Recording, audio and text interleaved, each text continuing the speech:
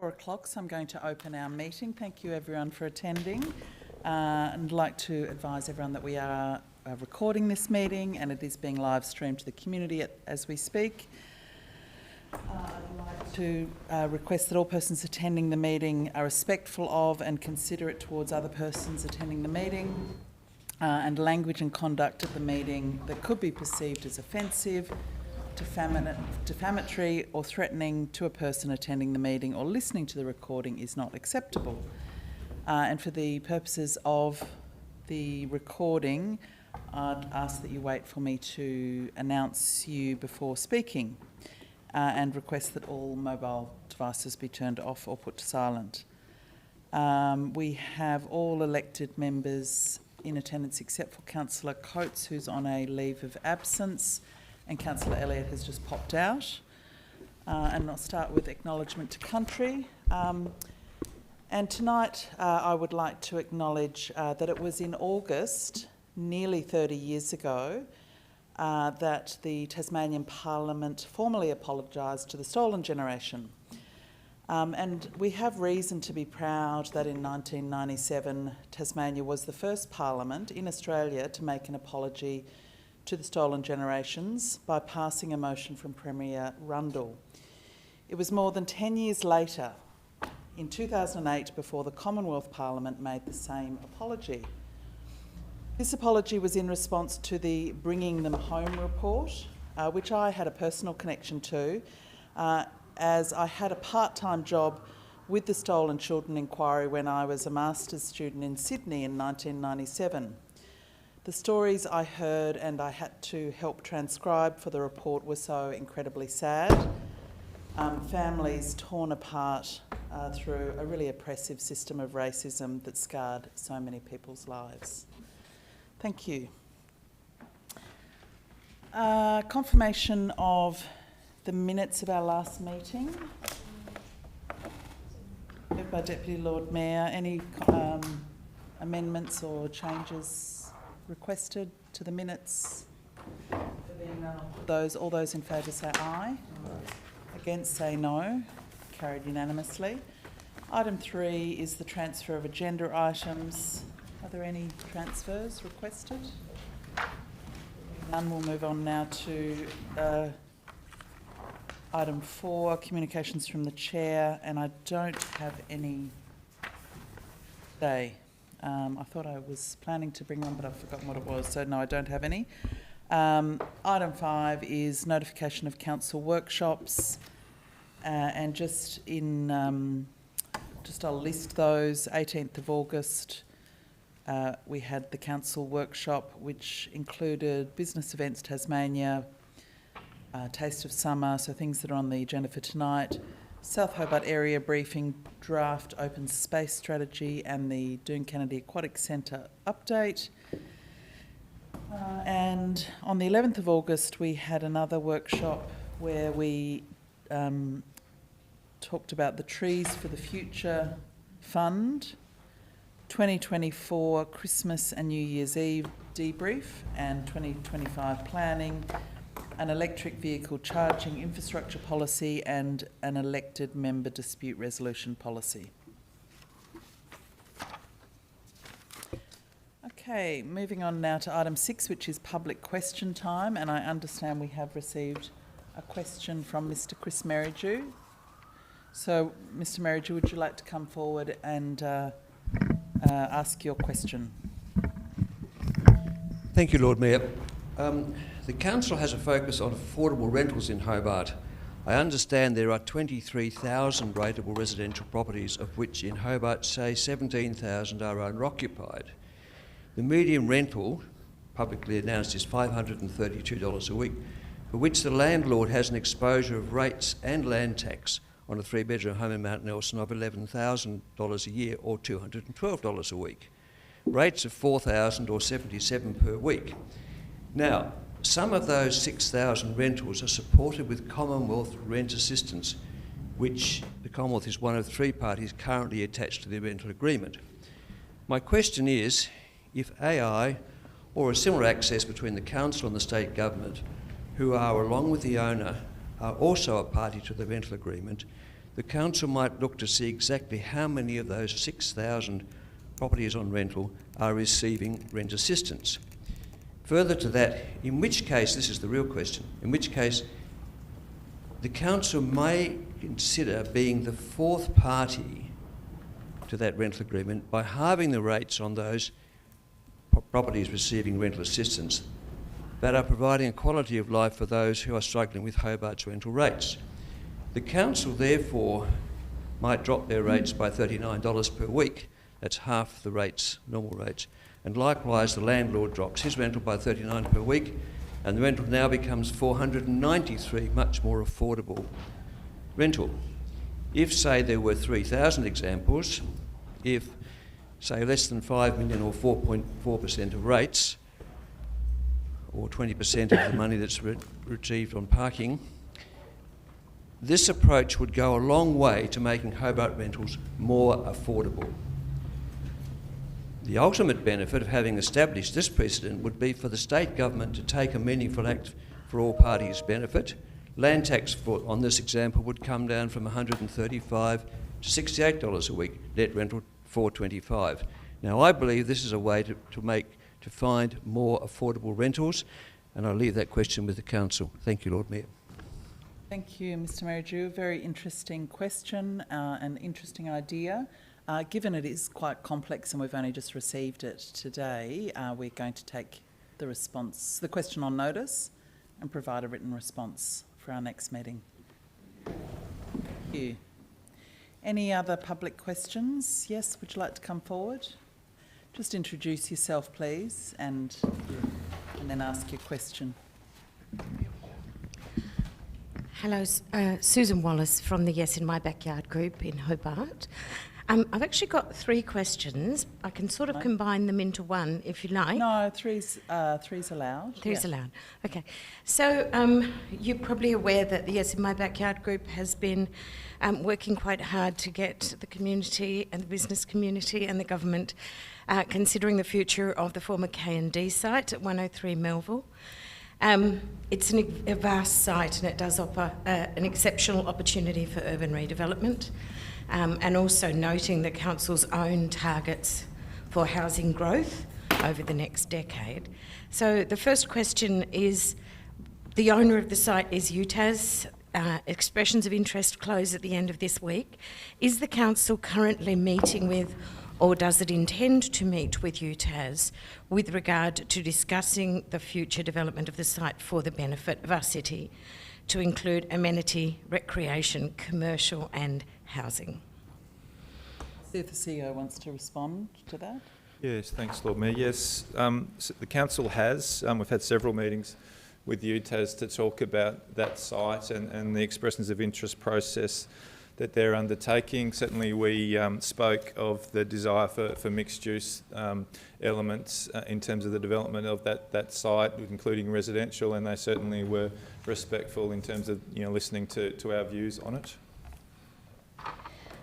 So following up on that, we are looking at in this city what I think can now reasonably be described as a market failure when it comes to building medium density, noting the collapse of the Macquarie apartment investment last week, and many people citing not particularly council permits, but the cost in particular of building and building materials. Given that you could argue quite reasonably, I think, that if when markets fails, governments of all levels should step in, what plans does the council have to try to address this market failure? Theo? Thanks for your question. It's a good question. So obviously the council have been aware of the issues around the lack or difficulties in providing supply, particularly high density residential supply in the central business district, and we've been working on a housing strategy which started with a summit last year. Or this year, it was December, yeah, to outline that. So that strategy is very soon to be complete, which will have outline a range of focus areas for the council in which we can look at delivering ourselves, but also partnering with others. As you say, it's more than just a local government driven issue, and obviously there's a motion before the council tonight which will look at things like incentives and others for this type of development in the central Hobart. Thank you for that. And I guess finally, is council seeking to meet with both our federal and state representatives? I'm noting that we have a new housing and planning minister who's also the Minister for Local Government and Infrastructure. Is the council planning to meet with some urgency with our federal and state representatives to try to address this market failure? Yeah, so that's definitely on the plans. We have been meeting with state government representatives in recent times, but certainly with the release of our strategy, we certainly will step up those efforts, particularly at the federal level. Thank you. Thank you, Ms Wallace, for your questions. Any further public questions on notice or without notice here tonight? We will move on to 6.2, which is the record of responses to public questions taken on notice at our last meeting. So there's 3 responses on the agenda. Would someone like to move that? Moved by Deputy, seconded by Councillor Lohberger. All those in favour say aye. Against say no. Carried unanimously. Item 7 is petitions. I don't think there have been any received. No. Item 8, supplementary items. There are none. Item 9 is indications of conflicts of interest. Do any elected members want to declare an interest in an item appearing on the open council agenda? There being none, we will move on to our officer reports, and the first officer report is about Aberdeen Street Park, request for a petanque pitch, which was in response to a petition. Moved by Deputy Lord Mayor, seconded by Councillor Kitsos. Any discussion? There being none, no questions. I'll put that. All those in favour say aye. Against say no. Carried unanimously. Item 11 is the Taste of Summer 2025-26 sponsorship proposal. Moved by Deputy, seconded by Councillor Harvey. Any discussion on the recommendation? Councillor Posselt. Thank you, Lord Mayor. I seek to move an amendment to the recommendation as described by officers that the total funding amount, sponsorship amount for the Taste of Tasmania be entirely in the in-kind category, and the conversion of the cash component into in-kind. So does that mean, just to be clear on the exact proposed amendment, Councillor Posselt, is that the removal of 1.1? Check for you, Lord Mayor.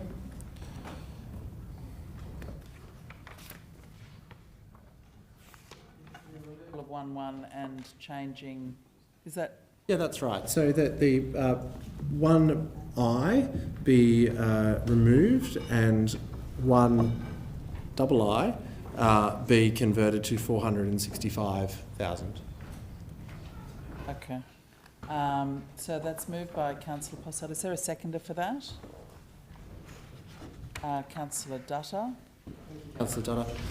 Okay, so we'll just focus on this amendment for now until... Yep. Lord Mayor and councillors around the table this evening, events within our city are critical to supporting the event industry, to supporting local businesses who provide services to events, and supporting the tourism economy, as well as bringing vibrancy to our local economy and making certain parts of the year special. But particular parts of event funding need to be considered in the context of what's happening in Hobart and what our purpose is as a council. For example, we provide significant sponsorship to Dark Mofo. And Dark Mofo is a large event that is run at the depths of the winter season where the tourism economy is lagging Hobartians are staying indoors and not spending as much in our local cafes, restaurants, pubs, bars and clubs. Conversely, the Taste of Tasmania occurs at a time where you can't get a bed in a hotel because they're all full. There's multiple simultaneous events on. New Year's Eve, sometimes the Wooden Boat Festival, sometimes, or every year, the Sydney to Hobart. This is a time when our city is already thriving, and the Taste of Tasmania is a terrific component of that thriving. And we should continue to provide all of the support we can in kind to the organisers of that event, be that the provision of commercial kitchens, waiving of road closure fees, provision of our fabrication crew, plants and plant equipment that we provide for free to support this wonderful festival that helps all Hobartians and visitors have a great time in that festive summer period. But we don't need to provide free tickets for 4 hours to the Taste of Tasmania and people who come to the Taste of Tasmania. It's $65,000 that we could spend elsewhere. And not only that, the $65,000 may be better spent on in-kind from the council.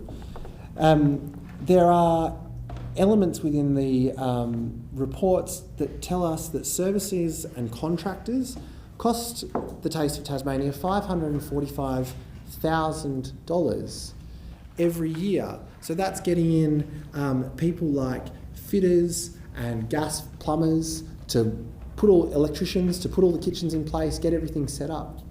And I actually think that we have some of the expertise in council to be able to assist with that. We have a whole fabrication team that are all highly skilled, talented individuals that may well be able to contribute more than what we currently contribute in kind to this festival.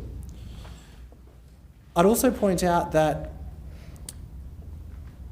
the festival on New Year's Eve alone, which is the day that we provide $65,000 in cash, on New Year's Eve alone, turnover about between, depending on the numbers which we don't have, between $600,000 and $1 million in ticket sales alone. And that's before we start to talk about the cuts that are taken on food and beverages that are served during that period to the 6,000 odd attendees during New Year's Eve. I don't believe that it's a responsible way to spend ratepayers' money. That $65,000 doesn't actively support the vibrancy of the festival, whereas diverting it into in-kind support does. It supports that $545,000 coming down. I'd also raise in our documents that there is fairly significant event and administration and board fees associated with the running of this festival. Some $815,000 goes to board fees every year. So I'm not convinced that we should be providing $65,000 cash to an organisation that runs an event and it costs almost $1 million in administration to run the event, because the board is obviously being paid, which is fine. I really want to support the Taste of Tasmania ongoing, and I want to have a sustainable model of funding where the council gives everything it can to the Taste of Tasmania for free, supports the festival setting up, packing down, waives parking fees, ongoing. But I can't continue to support $65,000 of ratepayers' money subsidising tickets for national and international tourists that are coming to the festival. And so in that light, that's why I moved this amendment to move the $65,000 cash into in-kind, because I think it would be better good for the festival and be more judicious expenditure of our ratepayers' money. And I ask councillors around the table to consider how we spend our money, our delicate ratepayers' money that comes out of all of our back pockets on the Taste, and whether or not in-kind support is actually a better way to support the festival moving forward. Thank you, Lord Mayor. Further discussion on the amendment? Lord Mayor, I have a Dutton? question through you to the appropriate director. Would the director or the CEO please inform the House the government grant given to the summer festival, please? the total amount. Through you, Chair, we understand that the state government this year will provide a grant of about $1.85 million to Taste the Summer event organisers. Thank you. Is that per year? That's for the current year, and it's over the last 5 years it's been roughly the same, give or take a small amount.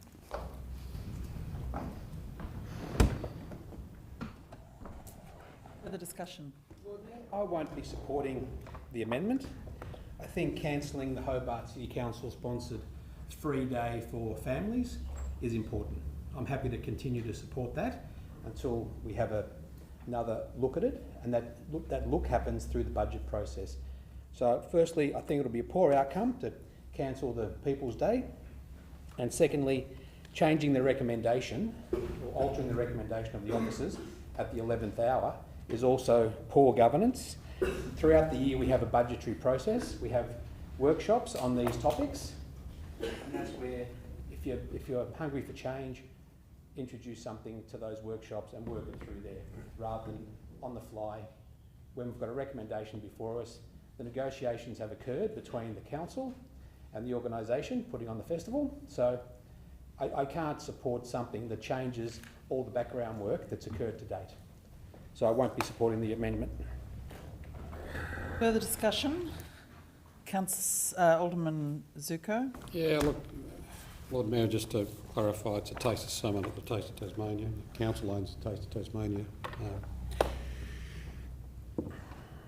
Sometimes we've got to look at things and go, how do we want to kill that golden egg that delivers a major boost to the economy of Hobart? It's not necessarily just because we've got a busy tourism season that we've got hotels full and everything. We shouldn't be supporting our city at that time because we get indirect benefits.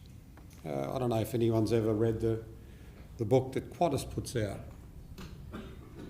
Taste of Summer or Taste of Tasmania, which used to get a lot of publicity. City of Hobart.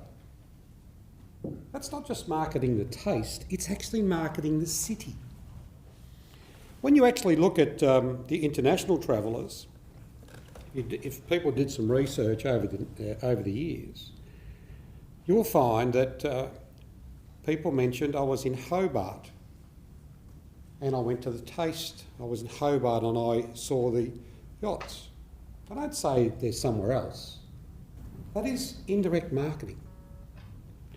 A moment ago we had a question in regards to rates and rents. As we all know, Hobart is one of the highest cities in rates, and we also charge a premium for our commercial sector. It's not as I said, it's not necessarily the hotels that benefit. There are small producers right across the board that benefit from the event as well. Some are probably first timers. So we're also assisting small businesses to develop a new concept, a new idea that benefits the City of Hobart as well. We're talking about $65,000 in cash, which is going towards a family day. Do we want to see this family day cancelled, especially the high cost of living that we've had over the number of years that benefits people in our community? Look, I've got to say for the mere $65,000 and some of the things that this council approves and doesn't approve over time, it really is baffling that we're looking at it at this point in time.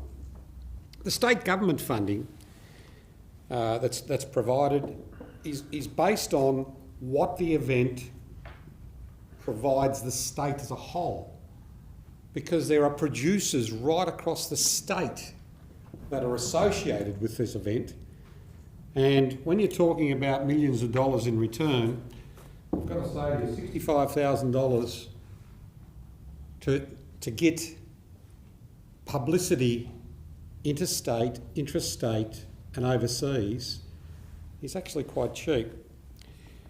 In regards to the aspect of the in-kind assistance that we provide. And let's get real. We provide in-kind assistance in the equipment, $317,000. If the Taste of Summer wasn't happening, that equipment would be sitting in a shed. That equipment was actually given to the Hobart City Council by the state government. So it really owes us nothing, and every time we put down $300,000 in costs that we have over the years, it really is just a line item. A lot of this stuff here is line items. I have no doubt that, as usual, my little bit of a debate or input into this council will be critiqued. I'll wait for the critique. Further discussion on the amendment? Councillor Kelly. Thank you, Lord Mayor.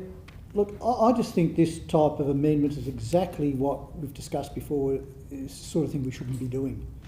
To come up with this notions of, oh, we've got electricians and we've got gas fitters and we've got all that sort of thing. Our staff at the moment, we don't even have the staff to perform what we need to get done now. And a lot of that sort of work's outsourced anyway to contractors. If the proponent of this amendment had taken 5 seconds or 5 minutes to do a little bit of research or speak to the officers involved, you'd find out very quickly that they're the sort of people that we get in as contractors, and we're finding them very hard to get in at the moment as well. Also, too, where does all this fanciful statistics come to say that, oh, those people are coming on the Visitors' Day are international and national? I mean, get real, it's a family day, and even if that was the case, where's your evidence? How can I be compelled to even think about giving this any consideration if you're just going to stand up here and blurt out these fanciful, totally unbacked information to the chamber here? I mean, this is sloppy, poor, embarrassing governance, and exactly the sort of thing we've got to knock on the head here. We're just wasting another 15 minutes of the council's time. It's an insult to the Taste of Tasmania. It's an insult to the people here today. So I won't be supporting this, and I encourage everyone else to do the same. Thank you. Councillor Kelly, can I just ask that you, it's not a point of order, but just can I ask you to note that at the beginning of the meeting I did ask about trying to focus on the issues rather than people, and some of the commentary sounded a little bit sort of targeted at the person in the chamber. So we're just trying to avoid name calling of your colleagues and more focused on your concerns about the issues raised rather than that sort of thing. So just if you could just note that. No, Councillor Kelly, if you could just note that, please. Any further discussion? Councillor Elliott. I'll just note that and note that there was no name calling.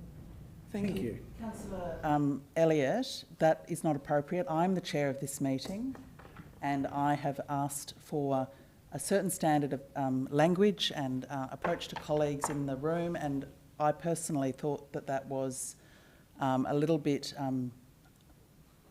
targeted at the individual rather than the issues, and that's what we're trying to avoid in this chamber, and I'm doing that for workplace health and safety reasons.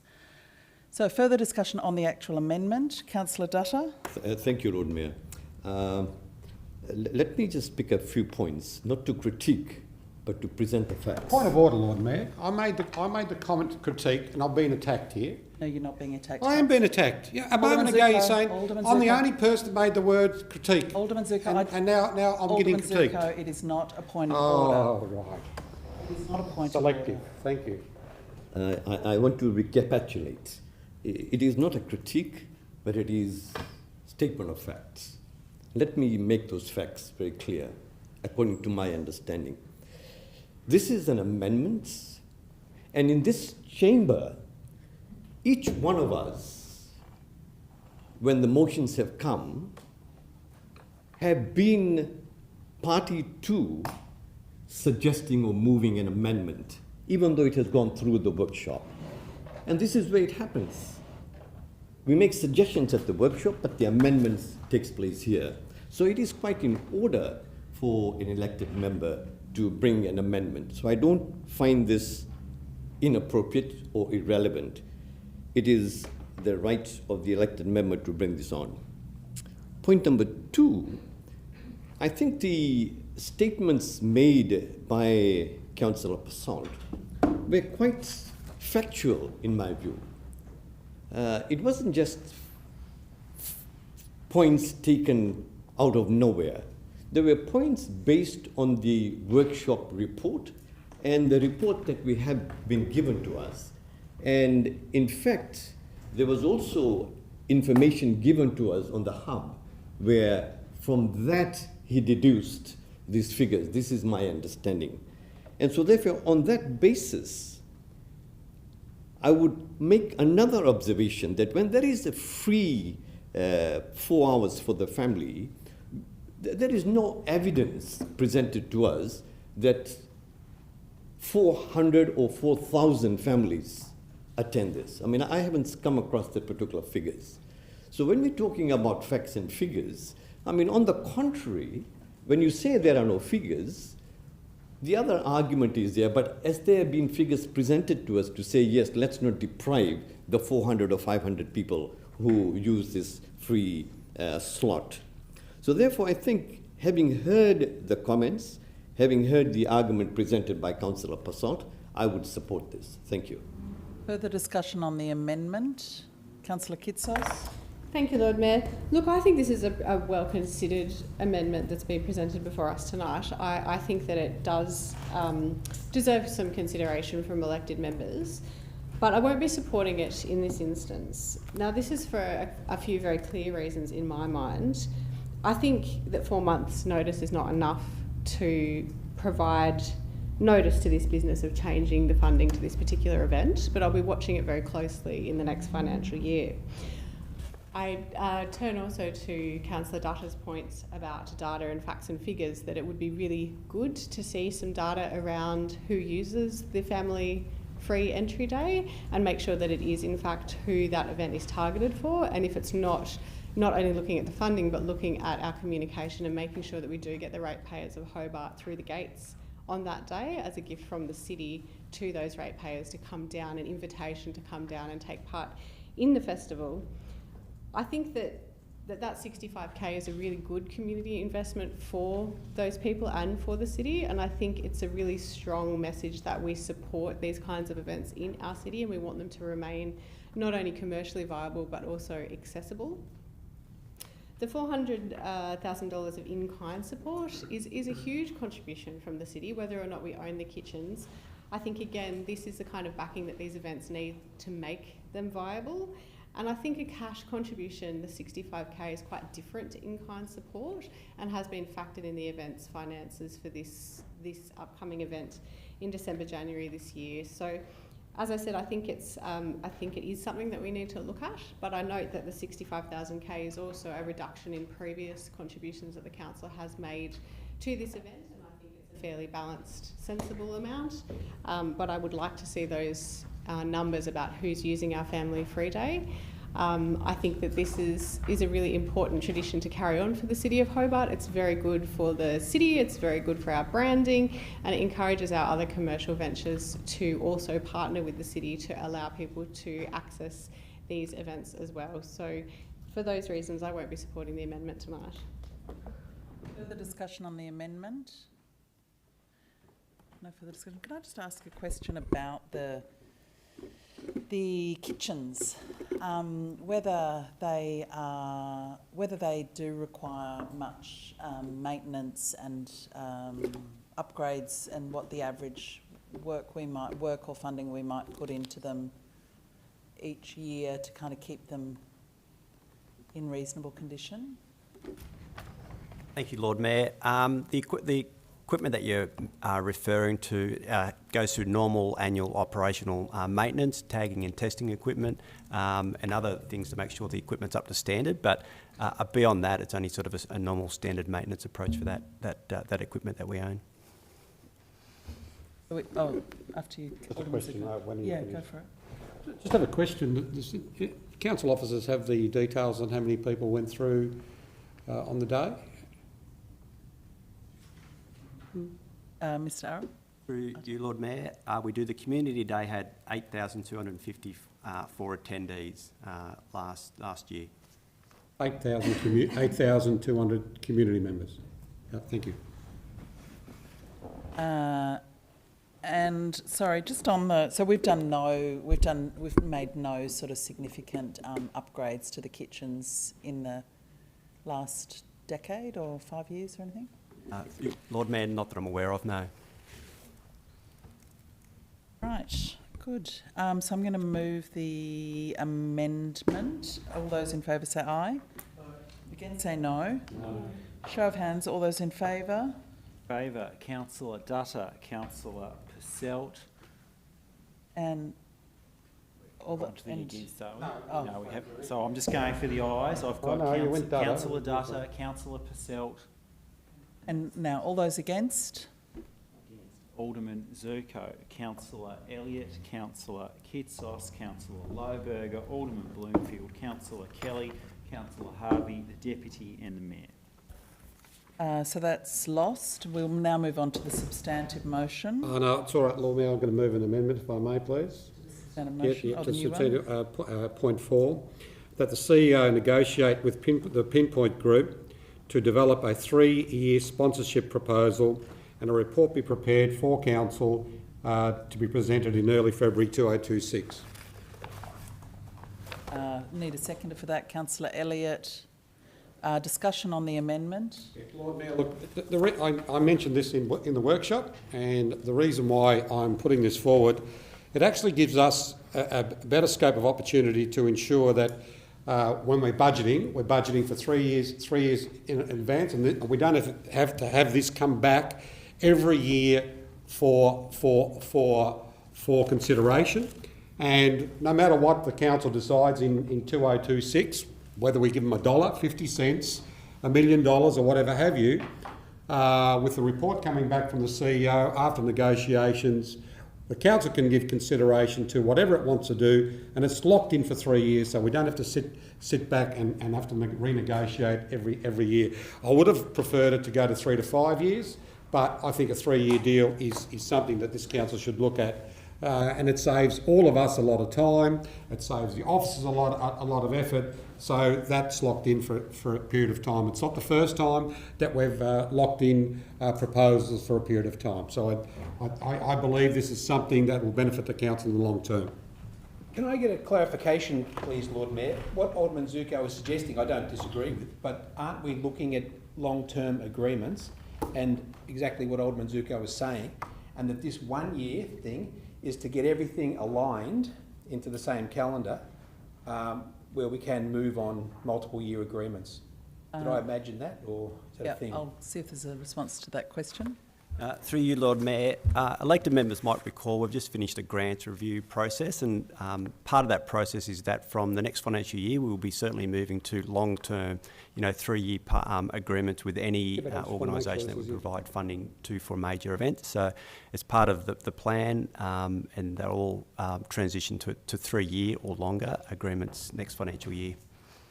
But just to complete my line here, so does that mean that the Taste of Summer will be eligible for a multiple year agreement?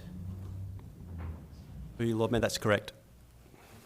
It's going to happen. Yeah, well, I just want to Lord Mayor, over the years, Lord Mayor, once it's written in blood, it happens. Now there could be others that may or may not be happening, but once it's it's in our minutes, it does happen. That's the point I'm getting at, and that's one of the things that I've learnt over the years. Ensure it's in blood. Thank you. And did you say you wanted the report on these by February? Well, especially for this because they've got a long-term plan for the next event, and if the report comes in February, that gets us into the budget process and everything like that. That's the reason why it'd be good to come in February. One more question. Yes. When will that report be completed on the funding, multiple year funding, or the element of the funding within council? So the grants review, through you, Lord Mayor, the grants review process has concluded, but now we're sort of implementing the key recommendations, of which this would be one of the recommendations. I'd foreshadow that probably early next year we'll come back to elected members with further information on the details of those agreements. Further discussion on the amendment? Any further discussion on the amendment? Deputy Lord Mayor. Yeah, thank you very much, Lord Mayor. I really thank Alderman Zuko for his suggestion, and I do thank Councillor Harvey for the questions that he's asked, which has really satisfied my reasoning for why I won't be supporting that particular amendment, because it's already happening. Thank you very much. Councillor Elliott? Yes, I support the concept and can see the value in predictability from both sides, and I also strongly agree with Alderman Zuko's desire to get it into the minutes, because we need that record. But I don't agree with Alderman Zuko that once it's in the minutes, that's a certain that it will happen, because there's plenty of times when that hasn't happened too, unfortunately. But that we have to try to at least get it in the minutes so it does happen. Any further discussion on the amendment? I might just say I think I will support it.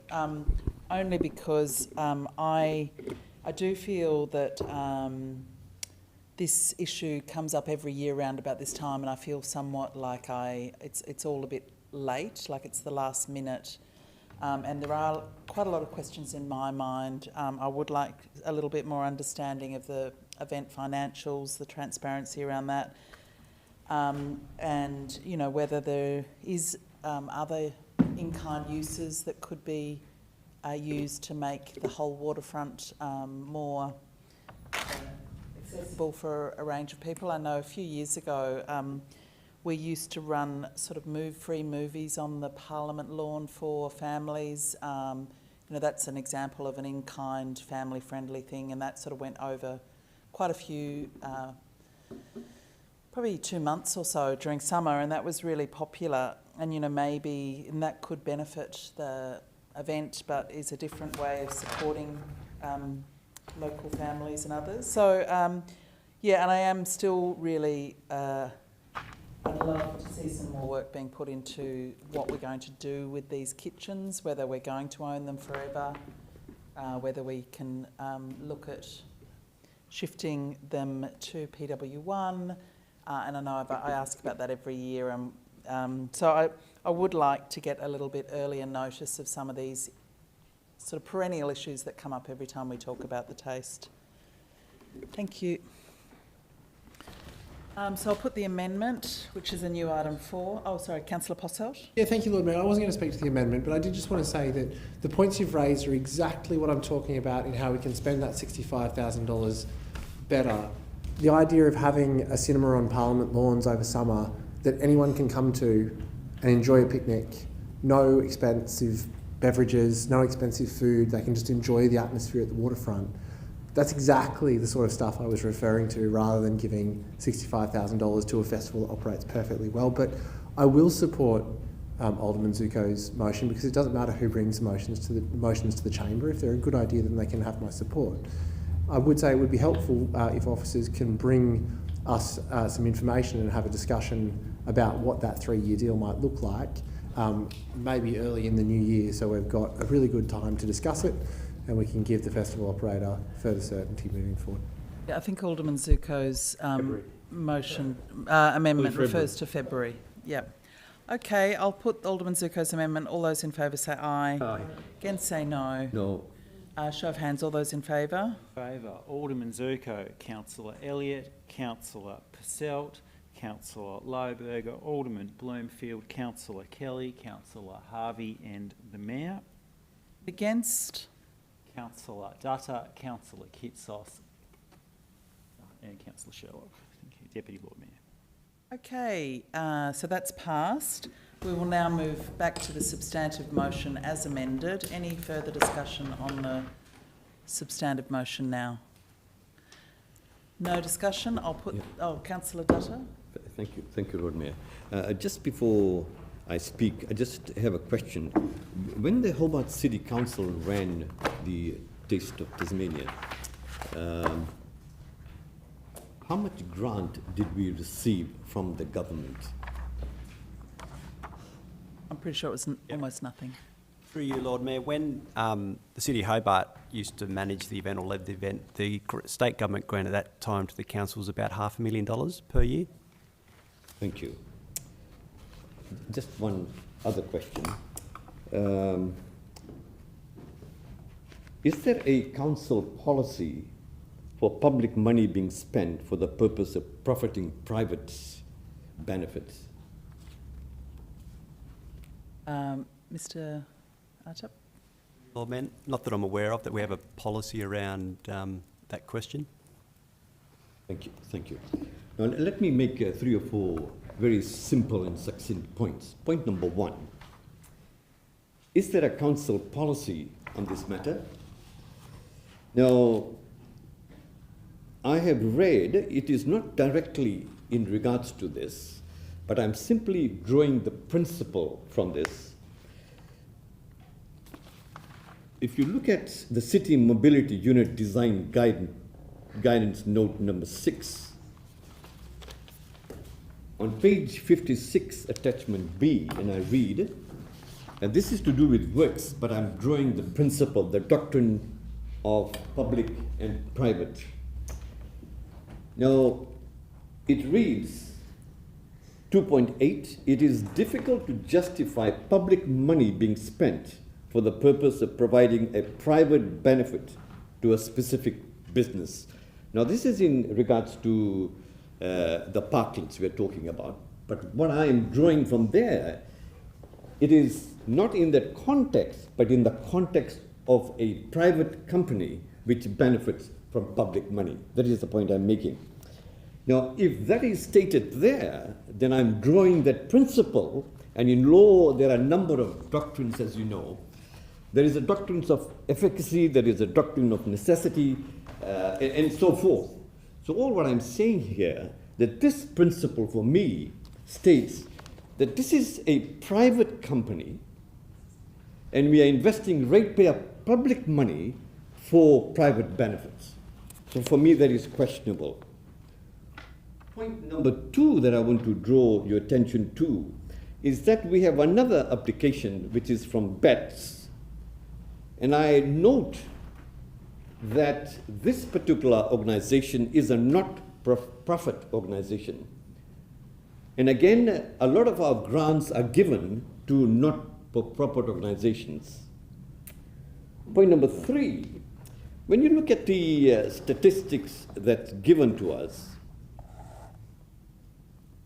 it states that the daily entry fee is $15, New Year event fee is $81, premium taste pass is $80, and New Year event plus premium toast pass is $150. Now, I don't have the numbers as to how many of them buy. Is it 500? Is it 1,000? Is it 5,000? But if you look at all those figures, just on the basis of monetary calculations, and this is a private business we're looking at. Now, what happens if I then take the figure that's given to us, it's about 88,000, just say if it's 80,000 times $15 per head, I've reduced it quite substantially and taken a very conservative line. That itself will give us more than $1.3 million as an income, which is a very conservative way of looking at it. On top of that, you put in the $1.8 million that's given by the government and other stall income that comes in, there's quite a substantial amount of money. And in this context, it is my understanding, when the Hobart City Council ran this, the last time in 2019 and 2020, there was a cost of 1.3 million, I think, to the council, but the total cost of running it was about 2.8 million. Those figures may not be actually correct or accurate, but it is my understanding it was somewhere around there. So given that this is a private company, when we ran it, the Hobart City Council, there was no fee to enter. But here, it's a private company, they're able to charge fees. So on those 3 grounds that I've suggested, for me, from a financial economic point of view, I think it'll be better spent if we use that $65,000, as Councillor Passault has regurgitated, repeated himself, recapitulated, that we could have an open-air function where you don't have to pay ticket to go in and still enjoy that particular place, and the ratepayers of Hobart could come and enjoy. Thank you very much. Okay, so if there's no further discussion on the motion as amended, Alderman Zuko. That's the question, Lord Mayor. Is Dark Mofo organisation a private company or public company? It's a private company. Okay, is Business Events Tasmania a private or? It's not for profit. Business Events Tasmania? Yep. Okay, it's not for profit. Okay. Thank you. I find it strange that all of a sudden we're looking at, or Councillor Dutta is looking at this specific event in the sense of providing ratepayer funds for sponsorship. It's quite surprising. We've been supporting Dark Mofo on a number of events over a number of years, and this has never been raised before as an issue. Maybe we should look at start looking at all our funding across the board, because all the funding, whether it goes to private, not-for-profit, or any other organisation, it's ratepayer funds. So maybe we should stop altogether supporting any organisation, whether they're not-for-profit or business, because it's ratepayer funds we're talking about. I don't think we should be selective. I think, you know, being selective is not what we're about here. This event is what it brings to the city of Hobart. And as I explained in the debate during the amendment, is every time Hobart is mentioned because of this event, it's a bonus for Hobart, which brings people back here to want to come, visit and stay. It's probably why in the years that I've been here, Lord Mayor, I've seen an influx of people wanting to live in Hobart. And let's look at the table. Most of us around the table are not true Tasmanians. I think there's only a handful in this room. We're all from somewhere else because we heard about Hobart. So, Lord Mayor, I think sometimes investing in whether it's private organisations, business organisations, not-for-profits, it's what and how it benefits the city as a whole right across the board is what we've got to be considering. $65,000 investment for 8,200 odd people in our community to have a great day is a very good investment, which culminates in how we get indirect marketing to this city.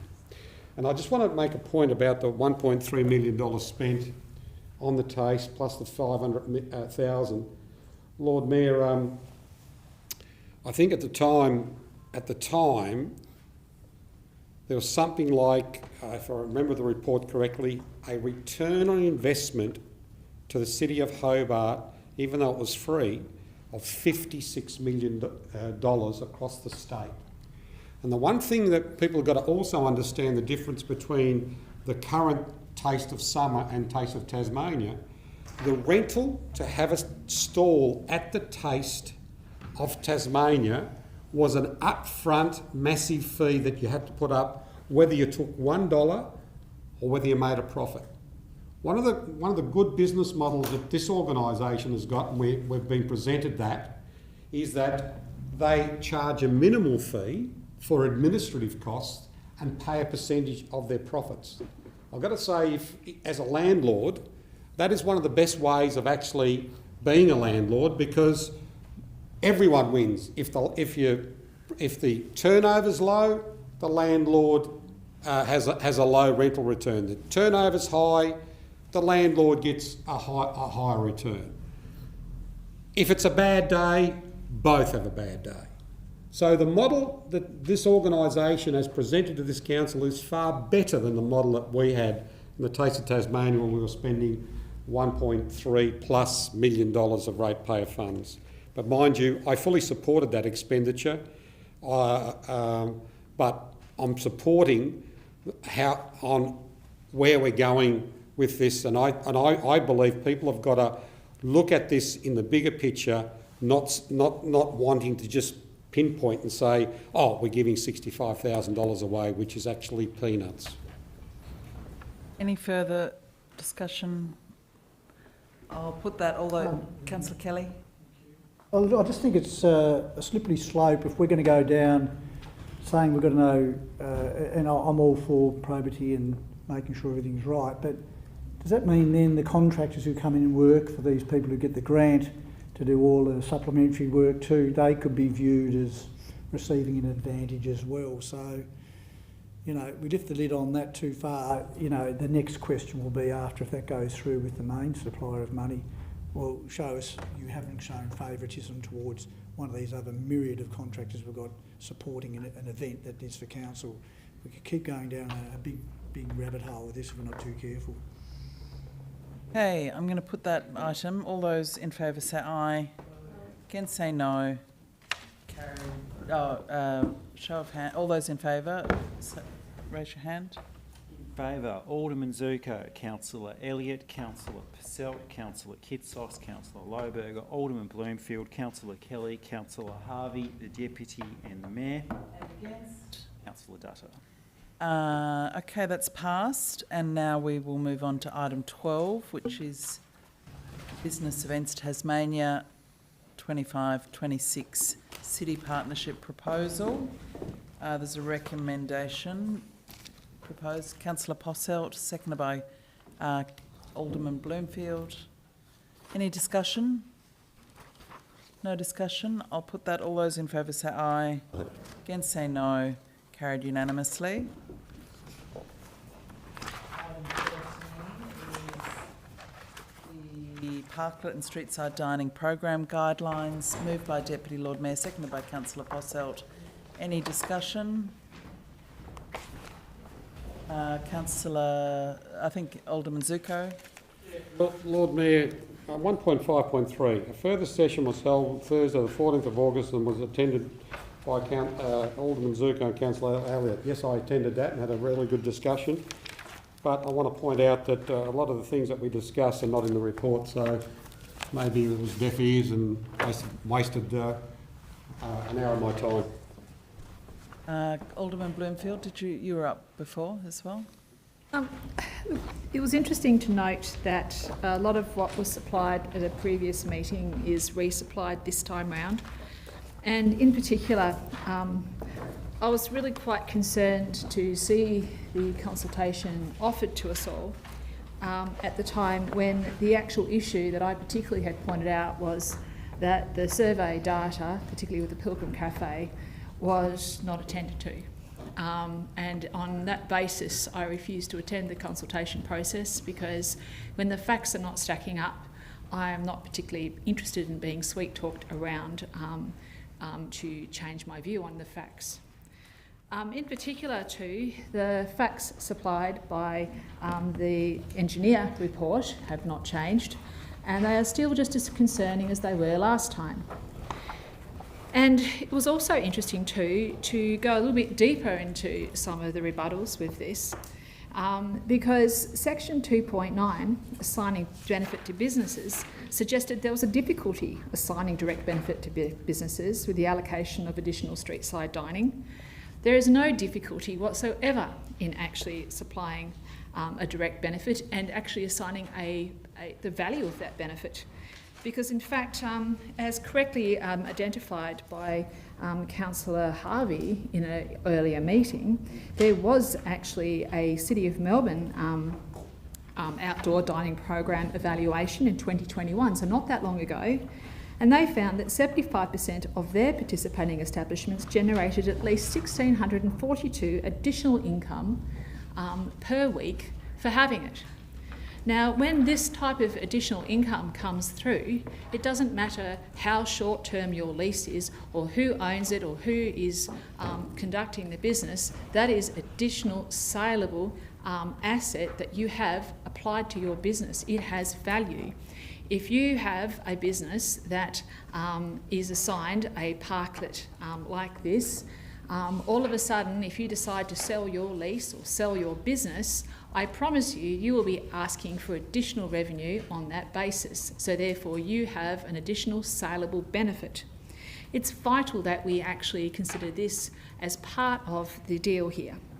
So there is genuinely a transferable value, and it's important too that, once again, as mentioned earlier by Councillor Dutta, when we have a direct benefit applied, it is important that we actually consider that we don't just give it for free to the associated business. It's actually within our policy, is also correctly identified by Councillor Dutta. And the fact that it suggests that the only way that actually gets walked past is if this room decides that suddenly supplying additional benefits to businesses for no cost is somehow okay. And I don't think it is. I think it's really important that we do look at this appropriately. With the version 2, where it's a long term, they do actually assign the cost across. But with version 1 being the temporary, they don't. And I have found in this particular council that once signed and established for free, goodness me, I bet you it stays for free. So I feel that it should actually be re-examined again, because if you're going to assign a benefit of substantial size, now $1,642 per week is well over $50,000 a year benefit per business, per parklet. I think we need to look at it a little bit more maturely.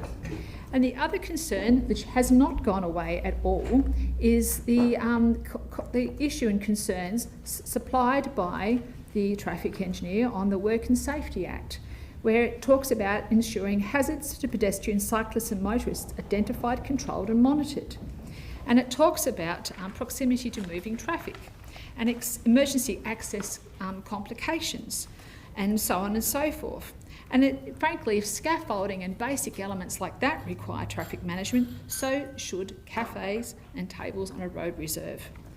And in particular, on page 59, what are we talking about when we talk about risk? We are talking about an errant motor vehicle running into a dining space. Now, we've seen that on the mainland. Just because it hasn't happened here doesn't mean it's not a risk. So I do feel that we do have some significant issues with this entire governance, with this plan and idea. I think it's too generous to those incorporated, and I feel that it is too unsafe to be included. Councillor Posselt. Thank you, Lord Mayor. Look, I'm really supportive of a vibrant inner city core, the city's heart.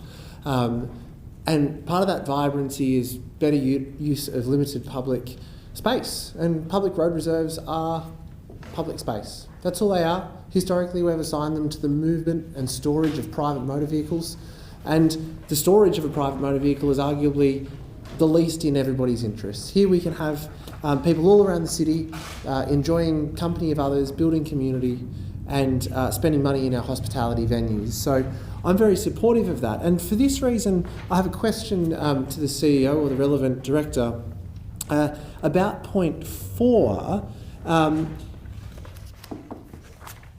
Essentially what we're doing with these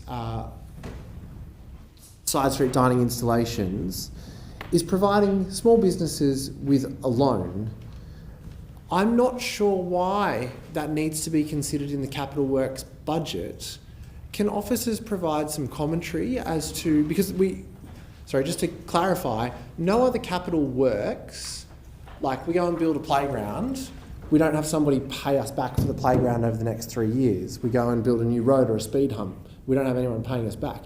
This is a loan with a repayment schedule. I'm not sure why it's being treated as a capital grant, and is there a possibility to run an alternate funding program that allows us, we have significant financial resource as a city, that allows us to roll these out as fast as the businesses demand. If they're happy to pay it back over 3 years, great. We should be able to roll out 3, 4, 5, 10, and we can flex our workforce and our fab teams as required. I was just wondering if I could have some commentary on that. Through you, Lord Mayor. Ms. Abbey.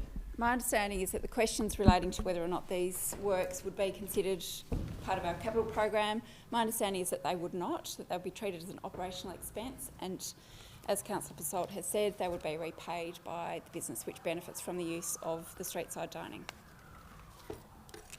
Thank you, Director Avey. So in light of that, is it possible for us to deliver with more ambition, given it's not coming out of a budget pool and it's being paid back, to deliver more ambition here? Is there any mechanism by which to achieve that? Because the point 4 states that that the city consider in future budget deliberations to deliver these sites. Again, can we be more ambitious? Is there a mechanism? Ms Abbey, do you understand the question? I do, thank you. Through you, Lord Mayor. We have proposed in this report what we think is realistic to achieve within 12 months. And really, paragraph 4 of the recommendation is really just acknowledging that any future spending is subject to future consideration by the elected members when they look at the future budgets. So we are being as ambitious as we think is practical in the next 12 months. Thank you. Perhaps the ELT can take on board the comments that it was really just a loan and move with ambition beyond 12 months. I'm not sure how this exactly articulates. I don't think it's a conventional council budgeting practice that we're undertaking here. And so I think we need to use some different ways of thinking compared to how we would ordinarily approach our budget cycles and our budgeting. But perhaps officers can consider my desire, and I think potentially the council's desire, to accelerate this and provide opportunity for all businesses in Hobart who want to have on-street dining. But I would like to take this opportunity to thank the officers for putting together an extra session to make some concessions and changes in light of feedback from elected members, and to deliver what appears to be, on face value, a more ambitious program than we had come to council just last month, that will see more on-street dining delivered to cafes and hospitality providers in this city and make for a more vibrant city heart. Thank you, Lord Mayor. I just have Alderman a question. Bloomfield. Sorry, I just have a question. On page 49, number 7, it talks about different spaces that they're looking at activating. And it says to be installed with line with the technical guidelines for program 2 of the Parklet and Streetside Dining program, in line blah blah blah. So does that mean that an appropriate survey to meet the terms and conditions that were actually supplied with this will be followed, or are we just doing it irrespective of the fact that no survey data was done to meet the compliant conditions as supplied? It was supposed to have been that you only could do this if the majority of the businesses in your area within 50 metres were actually accepting of it. But that had not been done originally with the first number of businesses. So is that going to be compliant with number 7 or not? Davey? Through you, Lord Mayor, given that those 3 businesses have already been operating and it seems to us that has been going quite well, there was no proposal to put them through effectively the same application process as we would for a Type 2 program. Having said that, there's no reason why we couldn't ask for that further consultation to take place. Further discussion? Councillor Elliott? Thank you, Lord Mayor. I'll try and be quick. I echo Alderman Zuko's point on 1.4. We did have a session with the officers, and just so it's on the record, because it isn't in the report, we expressed our concern with the ad hoc and piecemeal approach of this parklet rollout across the city, where it's basically driven by request rather than any real strategy being applied. And summarising our feedback was that we thought it was much better to have condensed identified zones in the city for outdoor dining rather than this reactive ad hoc approach, which will change as businesses change in the different areas. And it was disappointing to see that at least our feedback, which wasn't in any way, shape or form incorporated into the report, it didn't influence it whatsoever, it at least wasn't acknowledged in the report that was our feedback. And then I also note Councillor Purcell's comment about how we used to have, or we do have, public space being used for movement and storage of private motor vehicles. But I'll just note that even on the front cover of this parklet document, we've basically got like a $10,000 cargo bike, which is a private motor vehicle being used for the storage and movement. So it's still happening. I mean, that bike's worth a lot more than most people's cars, or a lot of people's cars. And also the cover of the image of the parklet there in Collins Street, that doesn't reflect what it looks like today, because we've got the A-frames out the front from each of the businesses, which sends the signal that they're assigned spaces for those businesses. It doesn't reinforce that message that it's meant to be a bring your sandwich type space. So in summary, I don't at all agree with the reactive and little dotting of ants of parklets across our city. I'm surprised the council would do something so reactive and unstrategic, but it'll pass. Thank you. Further discussion? Can I just ask a question? So I'm just still a little confused about, I'm very supportive, but I am still a little bit confused about what I say to a business who is interested and has been asking about one of these for some years, and there's a couple of them that every time there's a bit of publicity about this, they say, how do we get one? So if this passes, and they're totally happy to pay for, enter into one of these agreements to pay for this, both the occupational licence and the infrastructure, how much longer are they going to have to wait to do this under this program? Thank you, Lord Mayor. So there are the two different programs. One is obviously for the shorter 12-month test, and the other is for the more permanent. For both, there will be an application set up online, which will be hopefully in a matter of weeks, so that people can apply, and then they'll be asked to provide the information that's outlined in the guidelines so that we can assess those applications.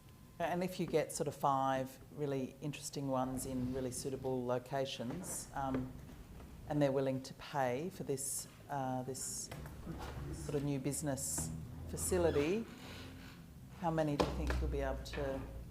Is it just 3 per year? It's proposed to be up to 5 per year, Lord Mayor. The current proposal is 3. Ultimately, the CEO is given the opportunity to make a decision about which of those will proceed.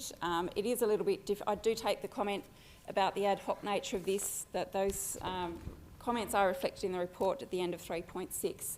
But we do think it's important that we respond to the market to a certain extent, and be in a position to respond to businesses when they say that they'd like to participate in the program. Well, just to say that I am very supportive of this initiative, and I know I say quite regularly that we moved a motion to have a parklet policy in 2016, and it was a unanimous decision of that council back then, which is a motion that I put together. But Councillor Harvey reminds me that he also thinks that he might have moved a motion on this even earlier than that. But it is important to note that this is really common now all over Australia. Most councils have parklet policies and guidelines. It's not going to be suitable for everyone. Ours are it's a reasonably costly exercise. We don't have a climate that's necessarily going to make it work for all businesses like it might do in other parts of Australia. But I think there is certainly the businesses that will use it will be ones that are already pretty successful, that have a really suitable space that they think is more valuable as outdoor dining than as parking. And it will be a partnership with the council, and I think it's a great pro-business program that allows businesses to thrive and grow regardless of whether they have a narrow footpath outside their business or not. As we know, businesses in Salamanca are very successful because they have really roomy footpaths that they can spread out into. It's really normal for them to have outdoor dining. It's part of their business, and we really accept that. Really, this is no different in the sense that it is about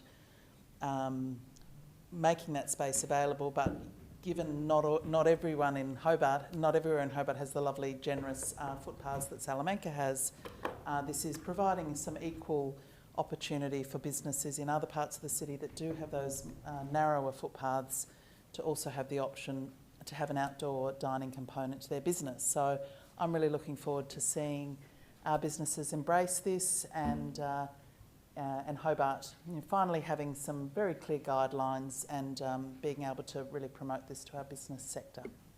Thank you. All those in favour say aye. Against say no. Show of hands. All those in favour? Councillor Dutta, Councillor Passelt, Councillor Kitsos, Councillor Lohberger, Councillor Harvey, the Deputy and the Mayor. And against? Against Alderman Zuko, Councillor Elliott, Alderman Bloomfield and Councillor Kelly. That has carried. We'll move on now to item 14, which is the Taswater sublease at the Rugby Park, Newtown. Moved by Deputy Lord Mayor, seconded by Councillor Kitsos. Any discussion? Councillor Posselt. Just a question, Lord Mayor. Have officers taken any further action relating to the billboard on the rugby grounds, which I think officers are aware of? Thanks. Look, there hasn't been any action taken against it due to its long-standing nature. Again, the legal position the council has to take action is very limited. And again, maybe it's something, as we spoke about previous, that could be part of a future discussion around the current lease, which obviously is different to what this point is being discussed tonight. Councillor Lohberger. Thank you, Chair. I just had a question too, possibly for the CEO, just regarding the use of the money that's coming in under this sublease being used for maintenance or upgrades at Rugby Park. I was just wondering if there are any specific upgrades in mind in the next 3 years, given there is $100,000 here. Zabi. Thank you, through you, Lord Mayor. There are specific plans for the money to be spent. So they have indicated that they would like to make improvements to the number 2 playing surface and also to improve the lighting for that ground as well. Thank you, Lord Mayor. Look, I just wanted to say quickly I'm quite supportive of it in that case. Any money that's spent on our facilities, particularly one such as Rugby Park, which is potentially overused. There is a real shortage of rugby fields in Hobart. So yes, very supportive of this. I'll be voting for it. Thank you. Councillor Kelly. Lord Mayor, question to the CEO or relevant officer.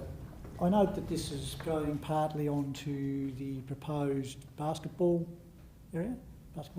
Just wondering if you give us an update where we are at with that whole plan of those people coming through. Yeah. Thanks, Lord Mayor. So obviously Council aware they made a decision year or two years ago in respect of that site, an in-principle decision to negotiate around the lease of that for a basketball facility or an indoor court facility with the Phoenix Basketball Club. So at this stage, there have been plans drawn up for the facility, and the council is currently working with the club around completing the development application for the facility. That's quite a serious undertaking, given that we need to deal with geotechnical issues, and it's quite a challenging site. So the Liberal state government have committed $12.5 million towards the facility, and we're in the process now of engaging with the federal government around any ability for them to assist in the project as well. Again, even under best conditions, we don't think that the facility will be able to come forward within the next 12 months, which is why we're comfortable for that 12-month horizon that we've placed in the recommendation. But you'll note thereafter that it's on a monthly basis to allow the council to be able to have flexibility should the site be needed for the indoor court facility. Thank you. Any further discussion? I'll put that. All those in favour say aye. Against say no. Carried unanimously. Item 15 is the EV charging infrastructure policy. By Deputy, seconded by Councillor Posselt. Any discussion on the policy, which is attachment A? Councillor Posselt.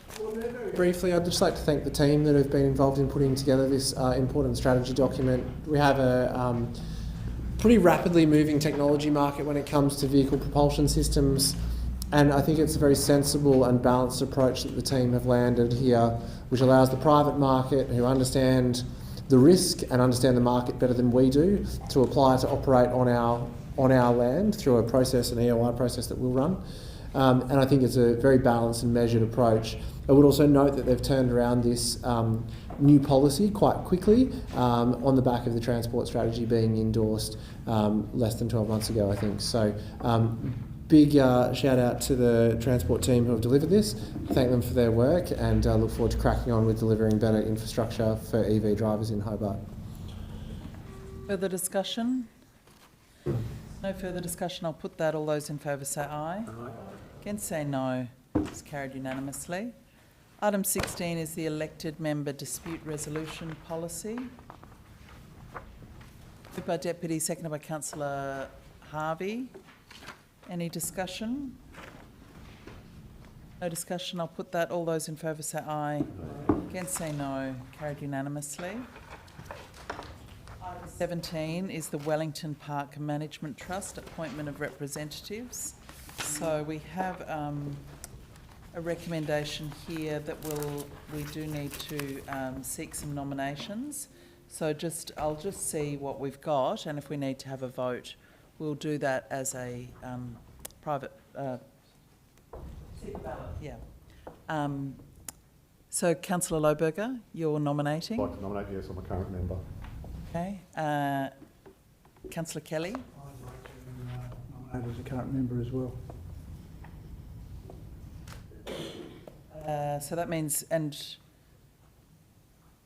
so that's, sorry, so I guess we're accepting the recommendation, which is that the CEO be appointed to one of the members, and so we're just seeking at this stage. It's just a little bit tricky. Yeah. All right. Recommendation that that we move to suspend standing orders so that we can have a vote. So moved by Councillor Posselt, seconded by Councillor Kitsos. All those in favour say aye. Against say no. Carried unanimously.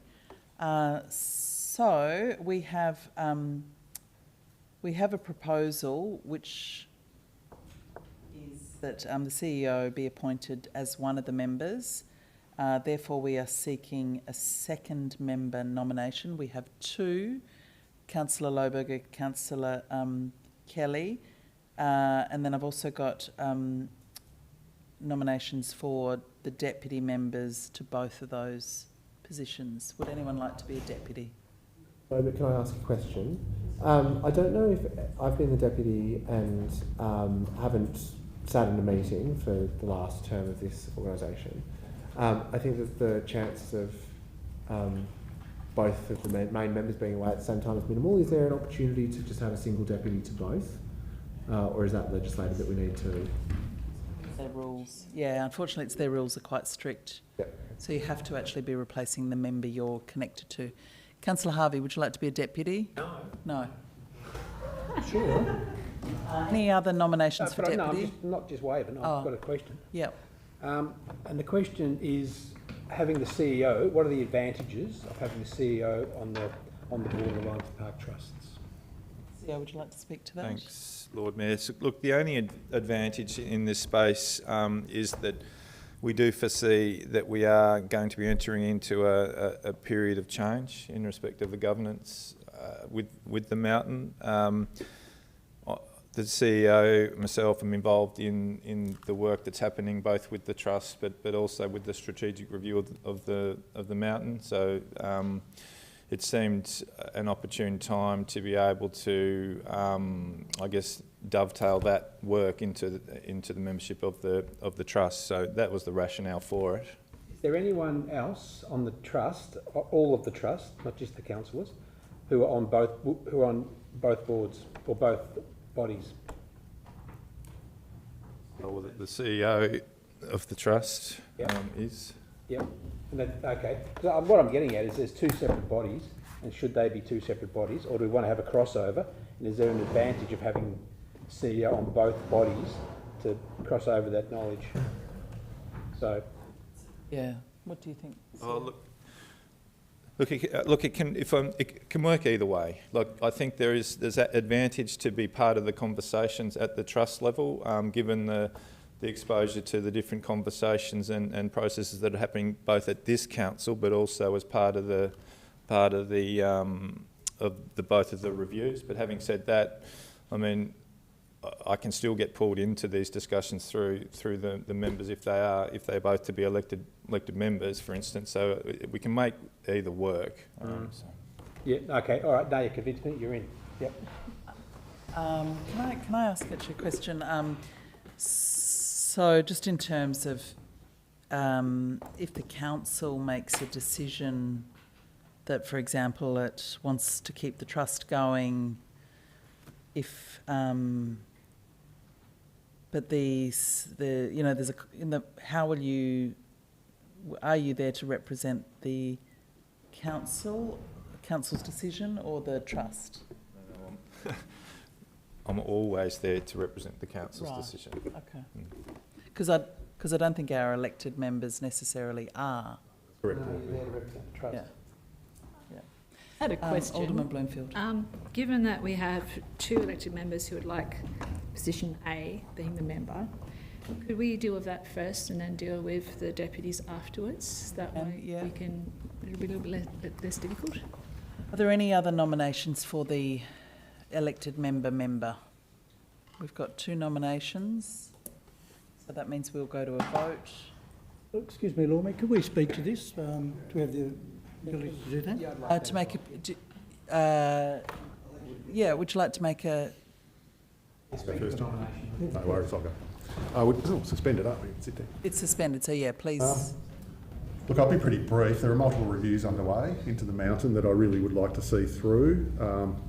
I really would like to see a much better management model for the mountain somehow, and that's the work we've been doing up to this point. It's a bit odd and quite awkward that this elected, or the nomination or the appointment period, it does not match our electoral period, I find. But I have a strong wish to see a better management model of the mountain without this council losing our own say over our land and over the development of that land. And I'd also obviously got a particular attachment and desire to see the benefits of Hall's Saddle sort of continue to be spread out there amongst the community, because I do think that offers a particular solution to a specific problem regarding congestion at the springs. So look, without wanting to talk on and on, I think the main point is that I do support the current reviews into a better management model, but I do also support the council's right to hang on to our land and have a say over it.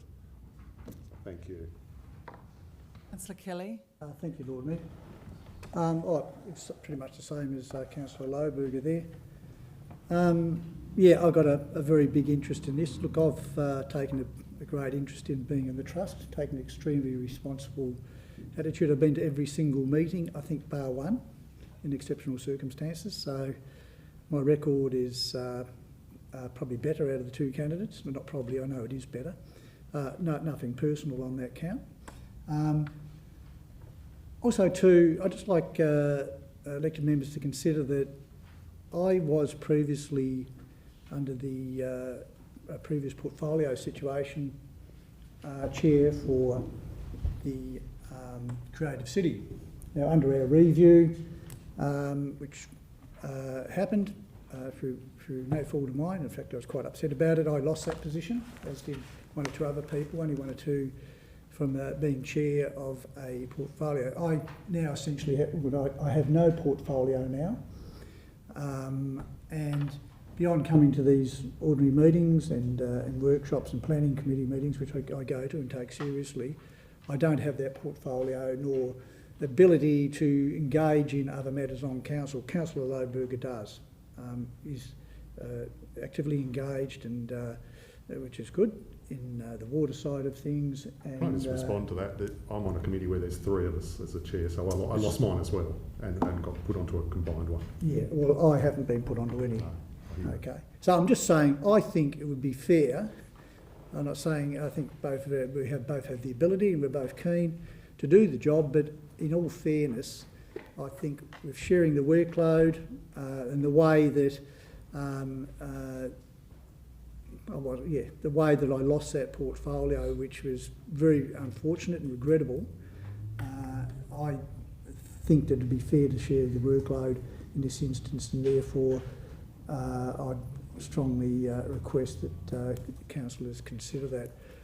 I'd be interested to see what the vote is here. I sort of suspect that I probably won't get it, but look, let's see. That's all I should say in the matter. Thank you. Councillor Harvey. Are proxies able to attend the trust meetings? I think I did. I can answer that if you'd like, Chair. Oh yes, please. Proxies can attend meetings, but they deputies. I beg your pardon. Deputies, however, if you read the letter of the rule book, they're supposed to sit not at the table. They're supposed to be sitting to the back, and they don't have the ability to ask questions or engage. They're pretty much there as an observer. So the role is, it's very diminished, and I haven't seen one proxy attend. I did. You did one, okay. You're the only person I saw attend as one there, I believe. So I can't recall if Councillor Posselt's been to one as well. So I haven't seen any other people from any other of the representatives on the trust attend that. So yes. So I'm just wondering whether elected members want to debate item 1 or not. I'm just conscious that we're sort of making a decision on one of two. Speak to that. I mean, I think, as I noted in my contribution, it's a bit awkward that this reappointment process has fallen where it has. So, I mean, maybe it would be a good idea to get us to actually vote on that one, whether or not we abandon the current model with the two of us, or whether we go to the model with 1 and 1. Alderman Zuko. I just want to get, no disrespect to the CEO, what is the advantages of having the CEO on there? Just asked before, Yeah, but so we'll look, go I through think it again. I guess the key advantage is having, I'm involved in a lot of conversations that are happening between government and consultants and the different groups, and to be able to bring that into the considerations in the trust. That's the main reason, Alderman Zuko. The other question is, what are other councils doing? I think Glenorchy, after you, CEO, you probably know, but I think Glenorchy has its CEO. Yeah. And I'll ask this other question in regards to that. Surely all CEOs should be participating irrespectively as being there, but they can't. Is that correct? Yeah. And they can't even get up until this recently, they couldn't even have a look at the papers. Okay. Well, look, when standing orders come back, I'm going to move an amendment, Lord Mayor, that we write to the state government and the trust to have the trust amended, so CEOs should be able to be ex gratia members of the group as CEOs, and that the elected member representation remain. So we could go down the track of amending it, because I just, look, again, it's no disrespect to the CEO, I just think it's ridiculous. We've got a situation where we've got our elected members, right, which have been part of it for a long time, and I would feel that CEOs should be ex gratia. I'm not saying voting, but I'm just saying it's part of the whole process, so they get everything and they're involved, right? And the decision makers are the elected members that are on the trust. That's the way I'd like to see it. But anyway, I'll wait for it to be thing and see what happens with the amendment. So I think what we might do is we might move back into standing orders and vote on item 1 separately, because it's a threshold decision. Before we then proceed to voting on all the members. So if someone could move us back into standing orders, moved by deputies, second by Councillor Posselt, all those in favour say aye. Against say no. Carried unanimously. So now I'm going to put a vote on just on item 1, or Yeah, I'll move that. moved by Councillor Posselt, seconded by Councillor Lohberger. I've got a question. A question on item 1 only? I just want to know the ramifications of a yes and no vote. So if we vote no to item 1, does that mean we retain the 2 elected members? It's not very clear. That's right. So if we vote yes, we are agreeing that the CEO is one of our members. Oh, right, yeah. Vote no. And if we vote no, yeah. Okay. Councillor Kelly.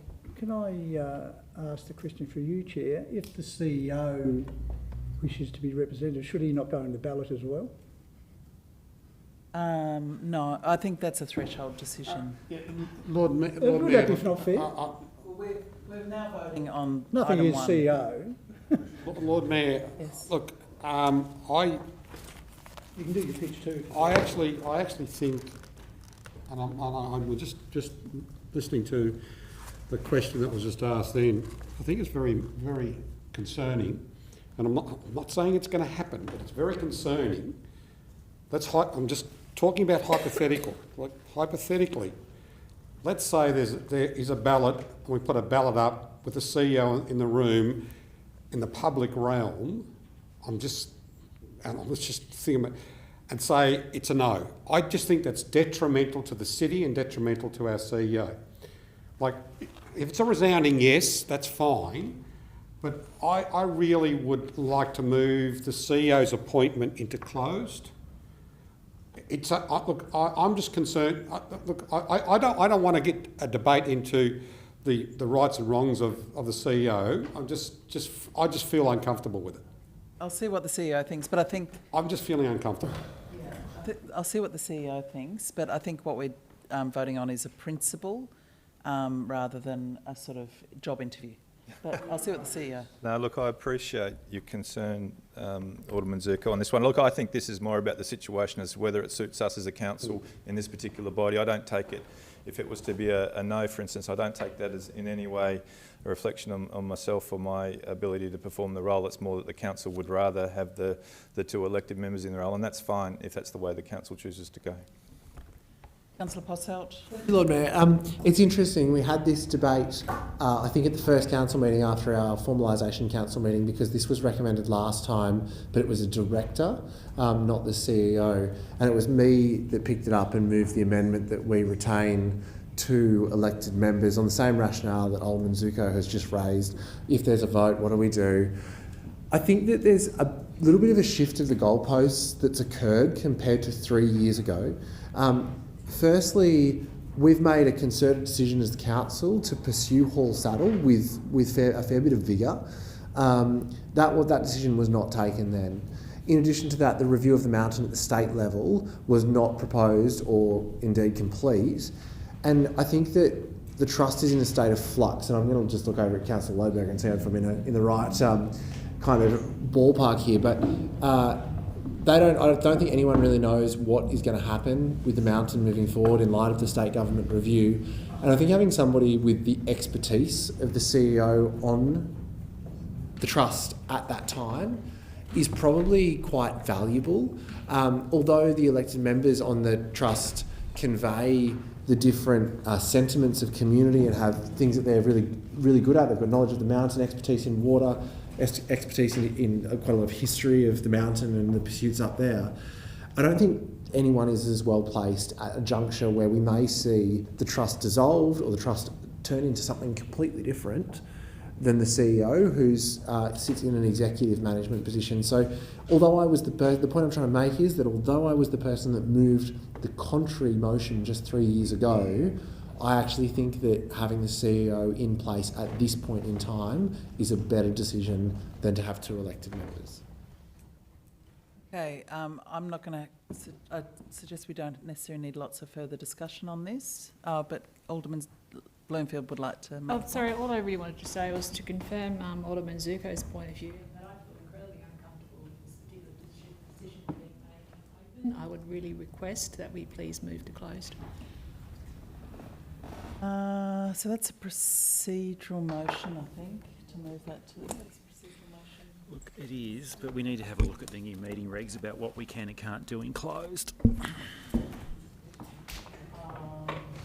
As I said, Alderman Bloomfield, the CEO has said quite the opposite. So it's not about, it's really about the role, and it is the same as that Glenorchy Council has. So.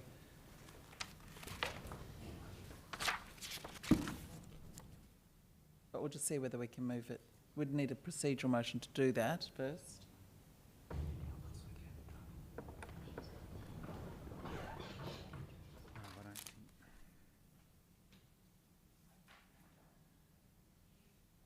I don't think we've got a hook to put in the closed. Okay. So the advice is it doesn't meet the thresholds to move into closed. So we're going to just proceed with it as it is, okay? Can I just ask a question? Is it not a procedural motion and it doesn't require advice on the thresholds? It's a procedural motion and it's a council's vote. It needs to be lawful before it can be voted on, and the advice is that it's not a lawful motion. Procedural vote, a procedural motion. You'd have a procedural motion to defer isn't it. a lawful motion. The motion is to move it into close. There's no lawful ability for it to be moved into close. Therefore, the motion is unlawful. That's... Okay, so I'm going to put the motion. All those in favour say aye. We get clarity on what we're actually voting on? Item 1. Yeah. Sorry. So in favour of leaving it as written? Yes, I'm based it on the advice that we don't have procedural motion to move it into close, that's not a lawful thing to do. So we can, though, move this item 1, okay, which is as written. As written. As written, Chief Executive. The CEO be appointed as a member on the Wellington Park Trust for a period of 3 years. Okay, all those in favour say aye. Aye. Against say no. Carried unanimously. Okay, so we will now, I'll get a motion to move, suspend standing orders, moved by Councillor Posselt, seconded by Deputy Lord Mayor. All those in favour say aye. Sorry, I was distracted. What are we talking about? Suspending standing orders. All those in favour say aye. Against say no. Carried unanimously. Okay, now we'll go back to the section 2. So I'm going to... We've got 2 nominations for the member. I'm just wondering, do we do 3 votes all at once, or do you want to do them one by one? Okay, we can do them one by one. All right, because there may only be 1 nomination for the other 2. So we've got 2 nominations for the elected member. We'll now distribute the little ballot papers. Excuse me, Lord Mayor. We previously haven't done this in closed. We normally have a show of hands for the voting. Why are we going to a ballot now? I think we always do ballots for all of our committees. When we voted for the positions. I'd have to seek advice. I think the last time we sought representatives, I know it was we did for LGAT, for instance, and I think we have. We didn't for this previous vote for nominating. Well, you might be right. I am right. Yeah, I remember. I remember the display of hands for those who voted. Did we have more than 1 nomination for each position? Because normally, we did. Yeah. I'm open if people would prefer it. I think just do a ballot. Like it doesn't matter. Process is started. Just crack on. Hang on, sir. It's got to be an open vote.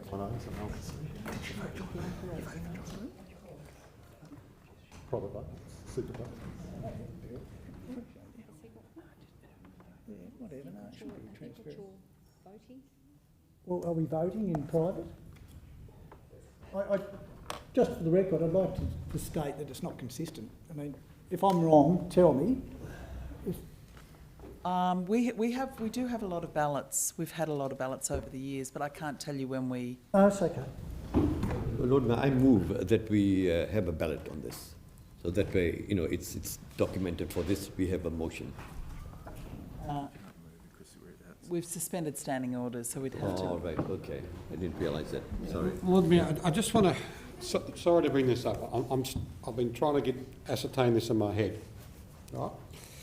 It's in regards to the procedural motion, in regards to moving the last item into closed. Even though as you well know, I'm always pedantic on meeting procedures and all that.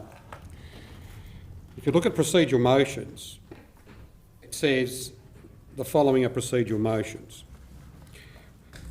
The motion be now put, that the matter be deferred, that the matter of the motion be referred to committee, that the meeting be now adjourned, and that the meeting be closed to the public.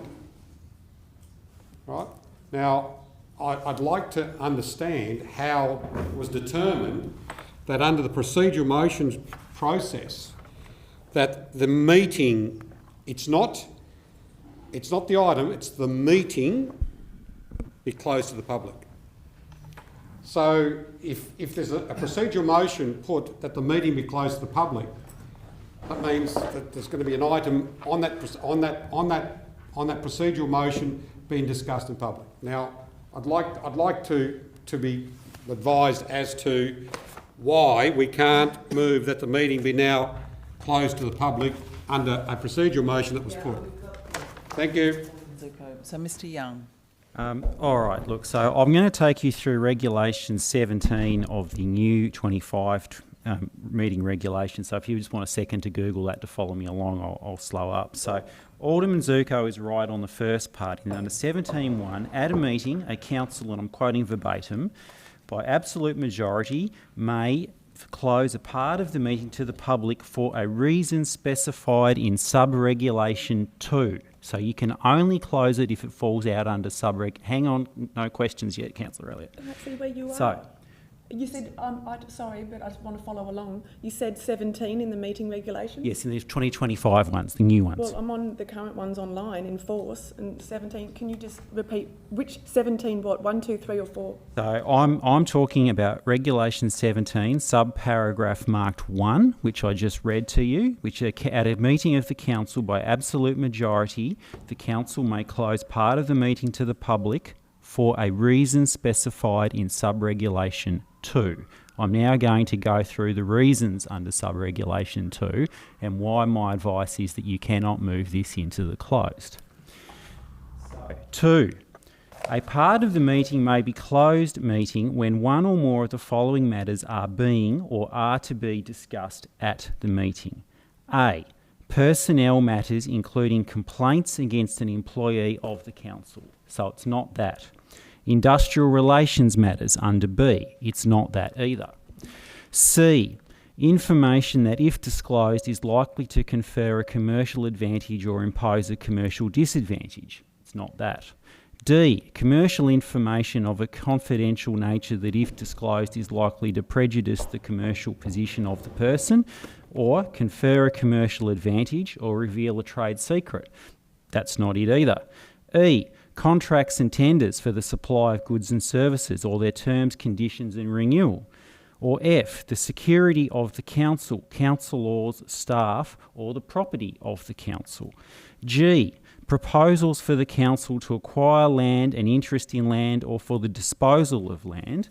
Or H, information that is of a personal and confidential nature. You then turn the page and it goes on to requests by councillors for a leave of absence, notifications for absence for parental leave, matters relating to actual or potential litigation. So that's down to K. Personal hardship of any person who is a resident. So then we go to 3. Unless Regulation 4 applies, a council or council committee must not close a part of the meeting. So as you can see, under sub-regulation 2, that is an exhaustive list of the reasons why as you can close the meeting, as Alderman Zuko has articulated correctly the mechanism, but it does not give a carte blanche to close the meeting for anything council sees fit. It has to be something falling out under sub-regulation 2. Let's move. Lord Mayor, I believe that under 2 of those points it is argumentative we could under personnel and under staffing. But anyway, let's not argue it. I just wanted to raise that point. All right, so we will proceed. We've suspended standing orders, but we do still need to keep some order with this meeting. So we'll proceed with the ballot. The two representatives, if you would like to make your choice. I think I might need a piece of paper too.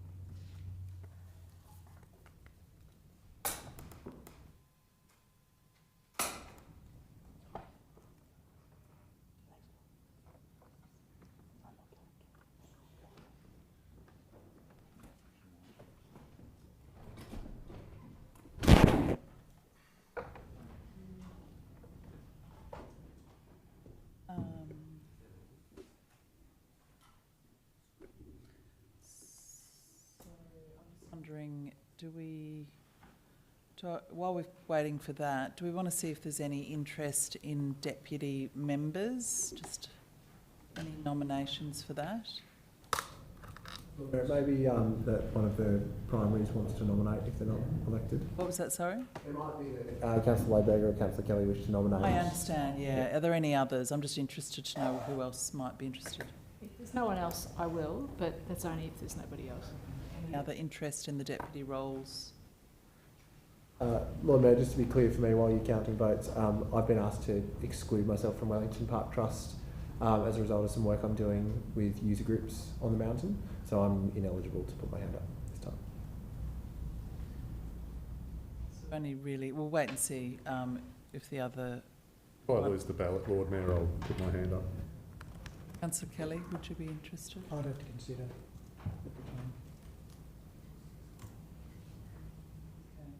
So the ballot was 6 in favour of Councillor Lohberger and 5 in favour of Councillor Kelly. So Councillor Lohberger is the representative. So there was one vote. Sorry. Yeah. So now deputy members. Councillor Kelly, would you like to nominate for deputy? No, I'd just like to say something if I may. Say something what? I may make a comment. Yeah, we've suspended standing orders, yeah. All right, look, I just got to say how, a bit of a dummy spit here, I guess, but, you know, you lose the portfolio of chairing a committee, then you get stripped of this. I just wonder, what the bloody hell am I doing here? You know, what next? What next? The amount of, if you're not in the club here, and I'm obviously not, you don't get invited to functions and all that sort of stuff. Look, very, very disappointing. Why would anyone want to be here? Why it's like that? Any other nominations for deputy? We've got one from Alderman Bloomfield and one from Councillor Duttor. So if there's no other nominations for deputy, then we will, I'll declare those two elected. Lord Mayor, can I just raise a quick question? If we have an officer as the primary, would it not make sense to have a deputy that is also an officer? No? Okay. Okay, so I'm going to, can we move it back into standing orders? Just to be really, we need to, I think, allocate the deputies to the individuals. Yeah. Okay, That's so important. Alderman Bloomfield, are you happy to be the deputy to Councillor Lohberger? I don't mind at all. It's honestly, I just And Councillor Duttor, are you happy to be the deputy to the CEO? Okay. All right, so could someone move that we move back into standing, move back into, so moved by Councillor Posselt, seconded by Councillor Harvey. All those in favour to move back into procedural, say aye. Aye. Against, say no. Carried unanimously. So now we will vote on all of those, no, the decisions in as amended for 2 with the names of the people who've taken those roles. All those in favour say... Oh, sorry, I need a mover and a seconder for that. Moved by Deputy, seconded by Councillor Lohberger. All those in favour say aye. Aye. Against say no. No. Show of hands, all those in favour? In favour, I am showing Councillor Dutta, Councillor Purcell, Councillor Kitsos, Councillor Lohberger, Alderman Bloomfield, Councillor Harvey, the Deputy, hands handed up. And against? Alderman Zerko, Councillor Elliott. Okay, so that is now, that matter has been dealt with, and we'll move on now to item 18, which is the Professional Development Reporting Urbanity Conference, with some notes from this event, moved by Councillor Posselt, seconded by Deputy Alderman Zuko. Yes, Lord Mayor, I've got to say I haven't been to a conference for years, and this one here was extremely interesting, Lord Mayor, and the people you got to speak to. What was amazing about it, Lord Mayor, is the very first speaker was our former Premier, Will Hodgman, who is the chair of Invest Gold Coast, yeah. And we had a really interesting discussion with Will, and in particular how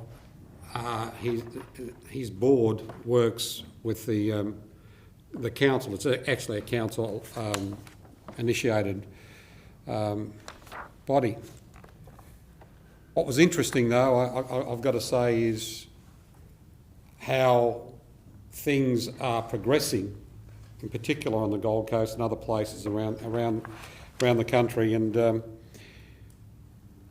the most amazing was the story behind how the Versace Hotel became the Versace Hotel, with the developer endeavouring to pursue the naming rights for years and years and years. And he finally, it's just a story I felt just amazing, where you look at persistence. And after years of trying to get the naming rights for the Versace Hotel, they finally get a meeting with the CEO of Versace at the time, or something like that, wasn't it? Donatella Versace, wasn't it? Donatella came in after, yeah. And apparently they put their proposal, they actually got there an hour early, and so the security weren't going to let them in because they were an hour early, but they wanted to ensure that they got to this meeting. They got to the meeting, and the CEO at the time actually, after the presentation, wasn't very confident. Then Donatella Versace walks into the room and asks a question of what's happening. So he presents to Donatella, and in 30 seconds approves it. And that's how they got the Versace Hotel. It just goes to show, but they persisted for many, many years.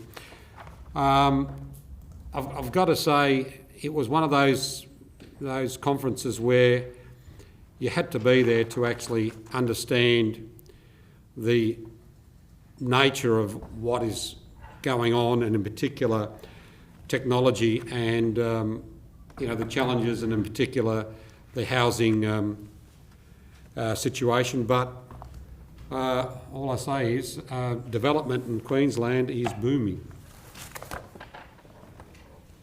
Councillor Elliott. Thank you.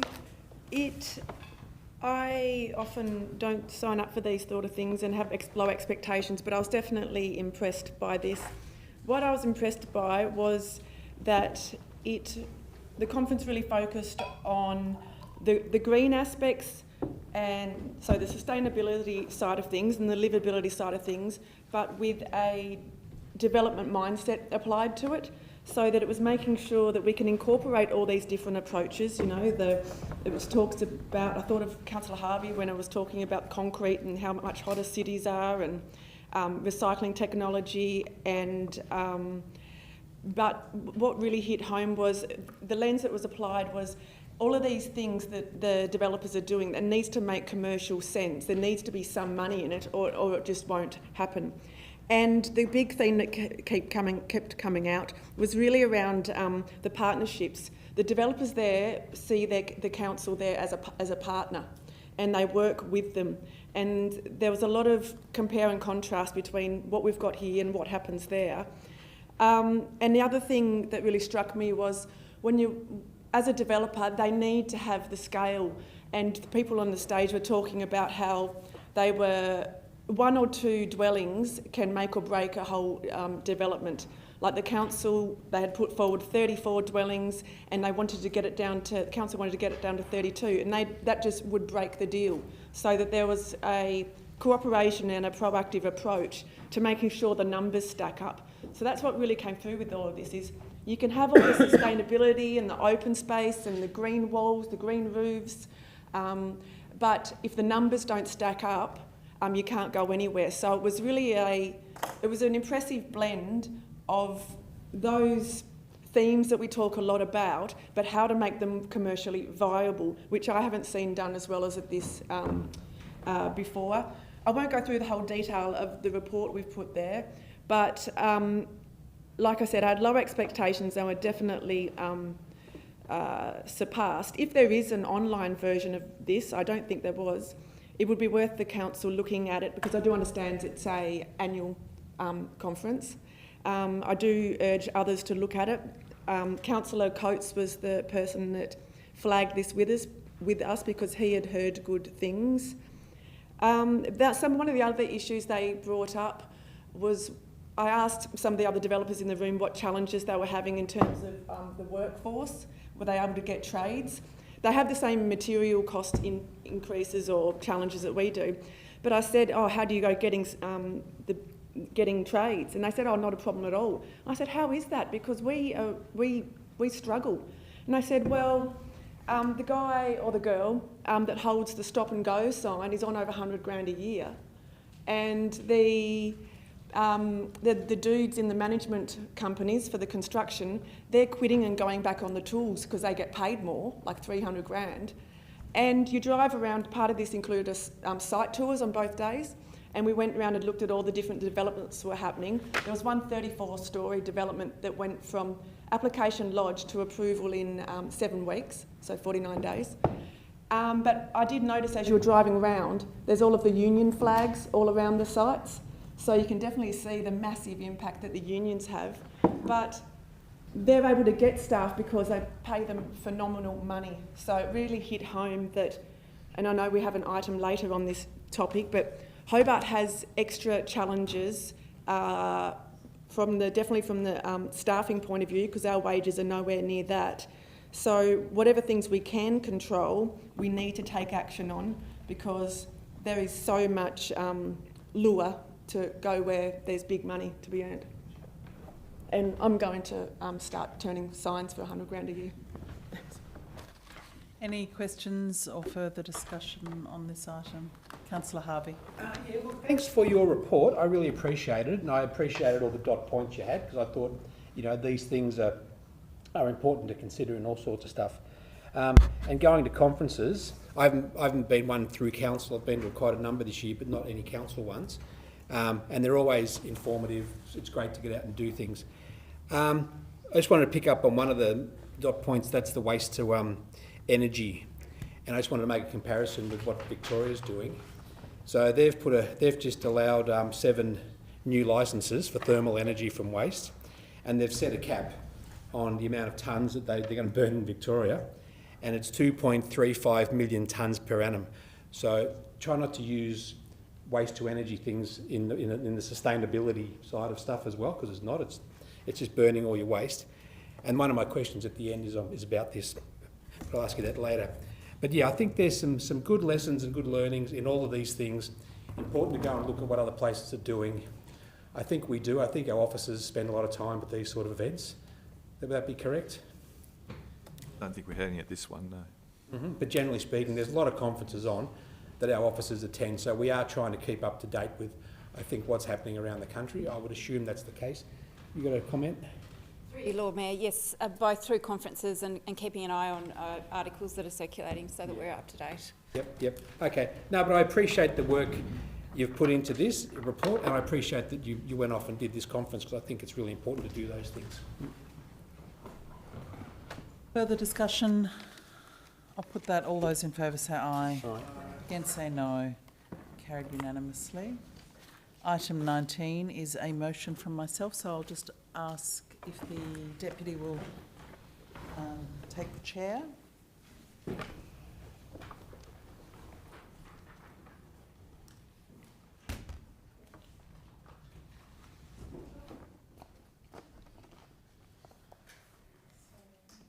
I'll put the motion. There's a seconder. Councillor Posselt, thank you.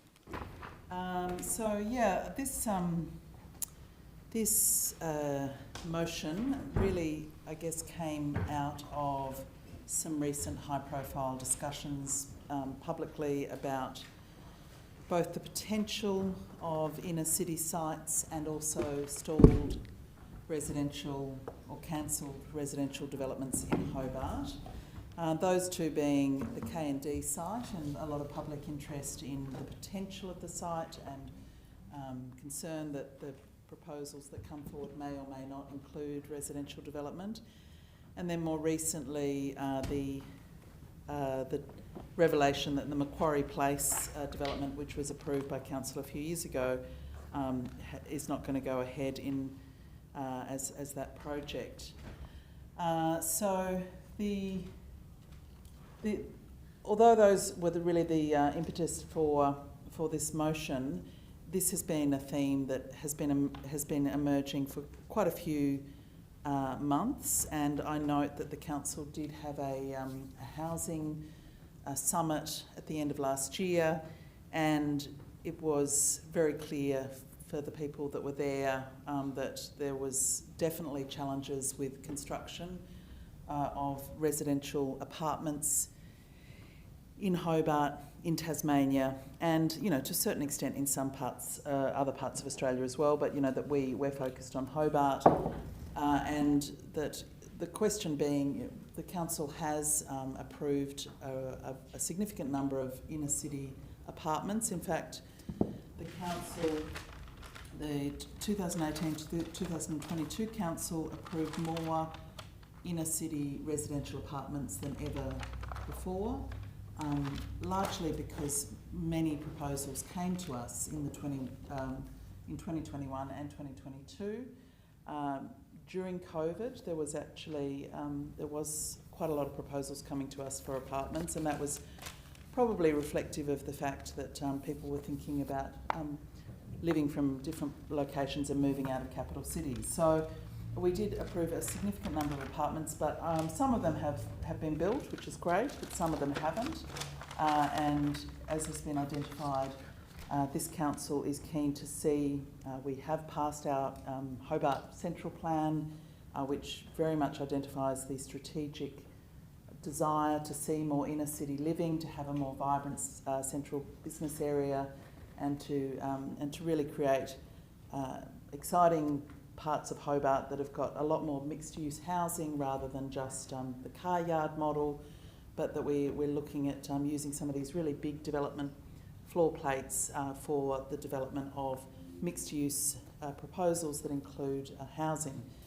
So really this motion is, as is set out, asking for an urgent report from the CEO, and I know he's been thinking about putting together this piece of work, so really it's important for him to have the support of the council to pull together an incentives package, which will of course include things potentially from City of Hobart that we'll have to consider whether we are willing to budget for, but also really trying to get very clear on what other incentives are available from various agencies, try and negotiate with some of the agencies to provide incentives for Central Hobart, and really much more deeply understand and present, pull together as a package that can be presented to developers all of the range of other incentives that are available. And I think this is really important. This morning I did speak to the developer of the Macquarie Place project, and he's a very experienced developer of over 80 projects in Sydney, Melbourne and the US. And he did say that construction costs really are out of control in Hobart and Tasmania, but in other places as well. And he's really concerned that even the statutory fees that councils and even other levels of government are charging are not the major problem at the moment. It really is the cost of materials and labour. So, you know, that is something that we have to deal with, but that shouldn't stop us from trying. I think having a report that pulls together some ideas that we can go forward with an incentives package to try and get some more of these out of the ground, I think is a very timely and important piece of work for us to support being done. Deputy, just to let you know, I'll probably be asking for an extension of time. Look, I welcome the motion from the Lord Mayor. Just some background. The Hobart City Council did have incentive programs in place for development of the CBD. They were dropped a few years ago, which in essence is to the detriment of the city.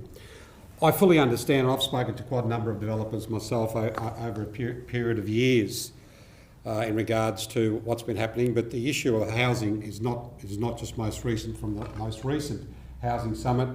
I remember being at a housing summit something like 12 years ago and 11 years ago and 8 years ago. This has been ongoing. So what we've done is we've probably failed to actually do something in the past. Hence why I brought forward a proposal in 2018 which came to council and got shoved into the housing strategy, which could have been an initiative which could have happened and be happening, which was the Heads of Agreement provisions for affordable and rental housing in Hobart. And not only was it a notice of motion, but it was also very detailed documentation in which the council at the moment isn't able to have a Heads of Agreement with a developer in regards to how much affordable housing or how much rental housing happens there. So I'm going to table this to the CEO, seeing and board, because that document there provides provided this council an opportunity in 2018 to move forward, to be able to work with developers on development. The other thing too is, which we've got to look at, is and isn't it ironic that we've gone to a conference, the Lord Mayor's put this forward, and I'm glad we're going to go down the track of looking at it again, because if we hadn't have pulled the pin on incentives, we might have had a few more things happening.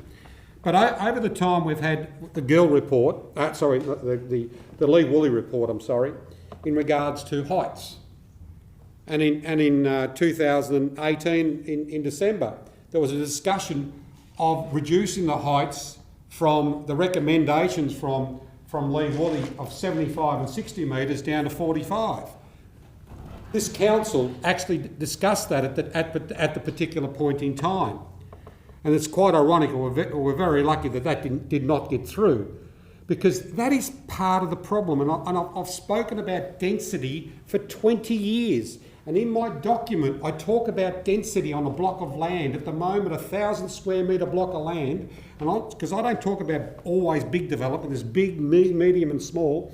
On 1,000 square metre block of land, in my document, it says you can only build 3 apartments. But imagine having an agreement with the developer where you can actually build 9 apartments in the sense of smart design. And I've seen a block of land myself in Melbourne, 1,500 square metres with 15 apartments on there, in suburbia, where it was a corner site. So again, Density and spot rezoning is what I've been talking about for years. These are the things that we've got to look at if we seriously want to get development happening and make it affordable. Because the developers themselves are saying, oh, at 4 stories, I can't make this work. Give me 6 and I'll make it work. But we can't. I'm just being on a hypothetical. Give me 65 metres and I'll make it work, because it's all relative to how much return the developer can make. But if we blend in affordable housing and rental housing, and I'll give you the example of some of the things I spoke to Lee Woolley about when he was doing the report. If you're talking about height limits of, say, 60 metres, and Lee Woolley was talking about 75 metres at certain areas where it's the... Can I have an extension of 3 minutes, please? Moved by Councillor Posselt and seconded by Alderman Bloomfield. All those in favour? All those against? The Lee Woolley report talked about... Carried unanimously. Having 75 metres at the low points of Hobart, which brought into 60 metres somewhere else. But where the 60 metres are, you can actually go higher if you set back. Because that's what Lee Woolley talked about at the time. And these are the things that we should be looking at in development. And that brings me to the old Freemasons Hotel, which twice that development came forward, twice we refused 52 apartments. 52 apartments would have been built there. Why? Heritage. And now I'm going to read a letter that was sent by a major developer to the CEO in regards to the frustrations that not only this developer has, but all the developers I speak to. And it writes, I'm writing to express my concerns as a local developer regarding the challenges faced in advancing new projects within Hobart. As someone who has contributed to high quality developments over the years and others, I find the current planning and approval processes, especially those related to heritage regulations, increasingly restrictive and at times prohibitive. Prohibitive. Hobart's unique heritage is an essential part of its identity, one that I and many in the development community fully respect and value. However, the rigid and sometimes ambiguous heritage regulations, coupled with the prolonged approval times and requirements, make it exceedingly challenging to advance even well-planned compliant developments. The difficulty is highlighted by the unclear path of navigating these processes, leading to frustration and uncertainty among developers who wish to contribute constructively to the city. Recently, I was in the process of developing my property, which had successfully received development approvals. I have invested heavily in this project, engaging multiple professionals, consultants and commissioning all necessary reports to meet council and regulatory requirements. During the design process, my team found that the existing parapet obstructed both natural daylight and water views, impacting the experience for prospective buyers. To improve this, we lodged an application to amend the approved permit, seeking permission to modify the parapet for a solid masonry obscured glass, to which it would allow better daylight access and view alongside the facade of improvements. However, on the 23rd of October, we received a letter from Council advising that the proposed modifications were unlikely to be supported. We were disappointed to learn the proposal parapet and the facade improvements would not be supported, especially given that the favourable assessment providing from our heritage officer, our heritage consultant, practice addressing the heritage-related issues. Can I just finish reading this letter? That's 30 seconds, isn't it? Yeah, give me 30 seconds. After careful consideration, I made a difficult decision to suspend the project. He even talks about, he talks about the construction costs play a role, but also what plays a major role is the cost of proceeding to development, the costs of going to tribunal and further. Lord Mayor, I will support the motion, but what I believe we've done is we've missed the boat, right? And we're behind the 8 ball. Councillor Elliott. Thank you. I support the motion too, and I brought up that topic when we were talking about the application fees, the waiving for the cancer centre. I think the meeting before last, and I think it's great that we have a policy that can provide more flexibility. Like Alderman Zuko, we need to, there are a lot of things out of our control, but there are also a lot of things in our control. And I find that I've heard the most recent fall down of the development in Macquarie Street as being because of market failures. And I think that's quite a naive sort of outlook and dismissive of what the council can do, because obviously there's federal issues which are largely out of our control. For example, the doubling of international students, and there's tax structures that impact on things. There's state tax, like land tax, which was built, that framework was basically built when you could buy a house, a 3-bedroom house in Moraine for $60,000 or $70,000. There's a planning scheme, and despite multiple Liberal governments talking about cutting the red tape in that, it's still an incredibly meaty document. But then there is absolutely plenty that's within our control, and that actually really came through when you had the stark contrast of the relationships between developers, healthy, constructive, productive relationships that are providing houses in the Gold Coast, where the council is a partner, and they have a reputation for being known to be open and cooperative and welcoming of development. That's in stark contrast to ours. I have a couple of pieces of correspondence. I spent a lot of last week talking to different people.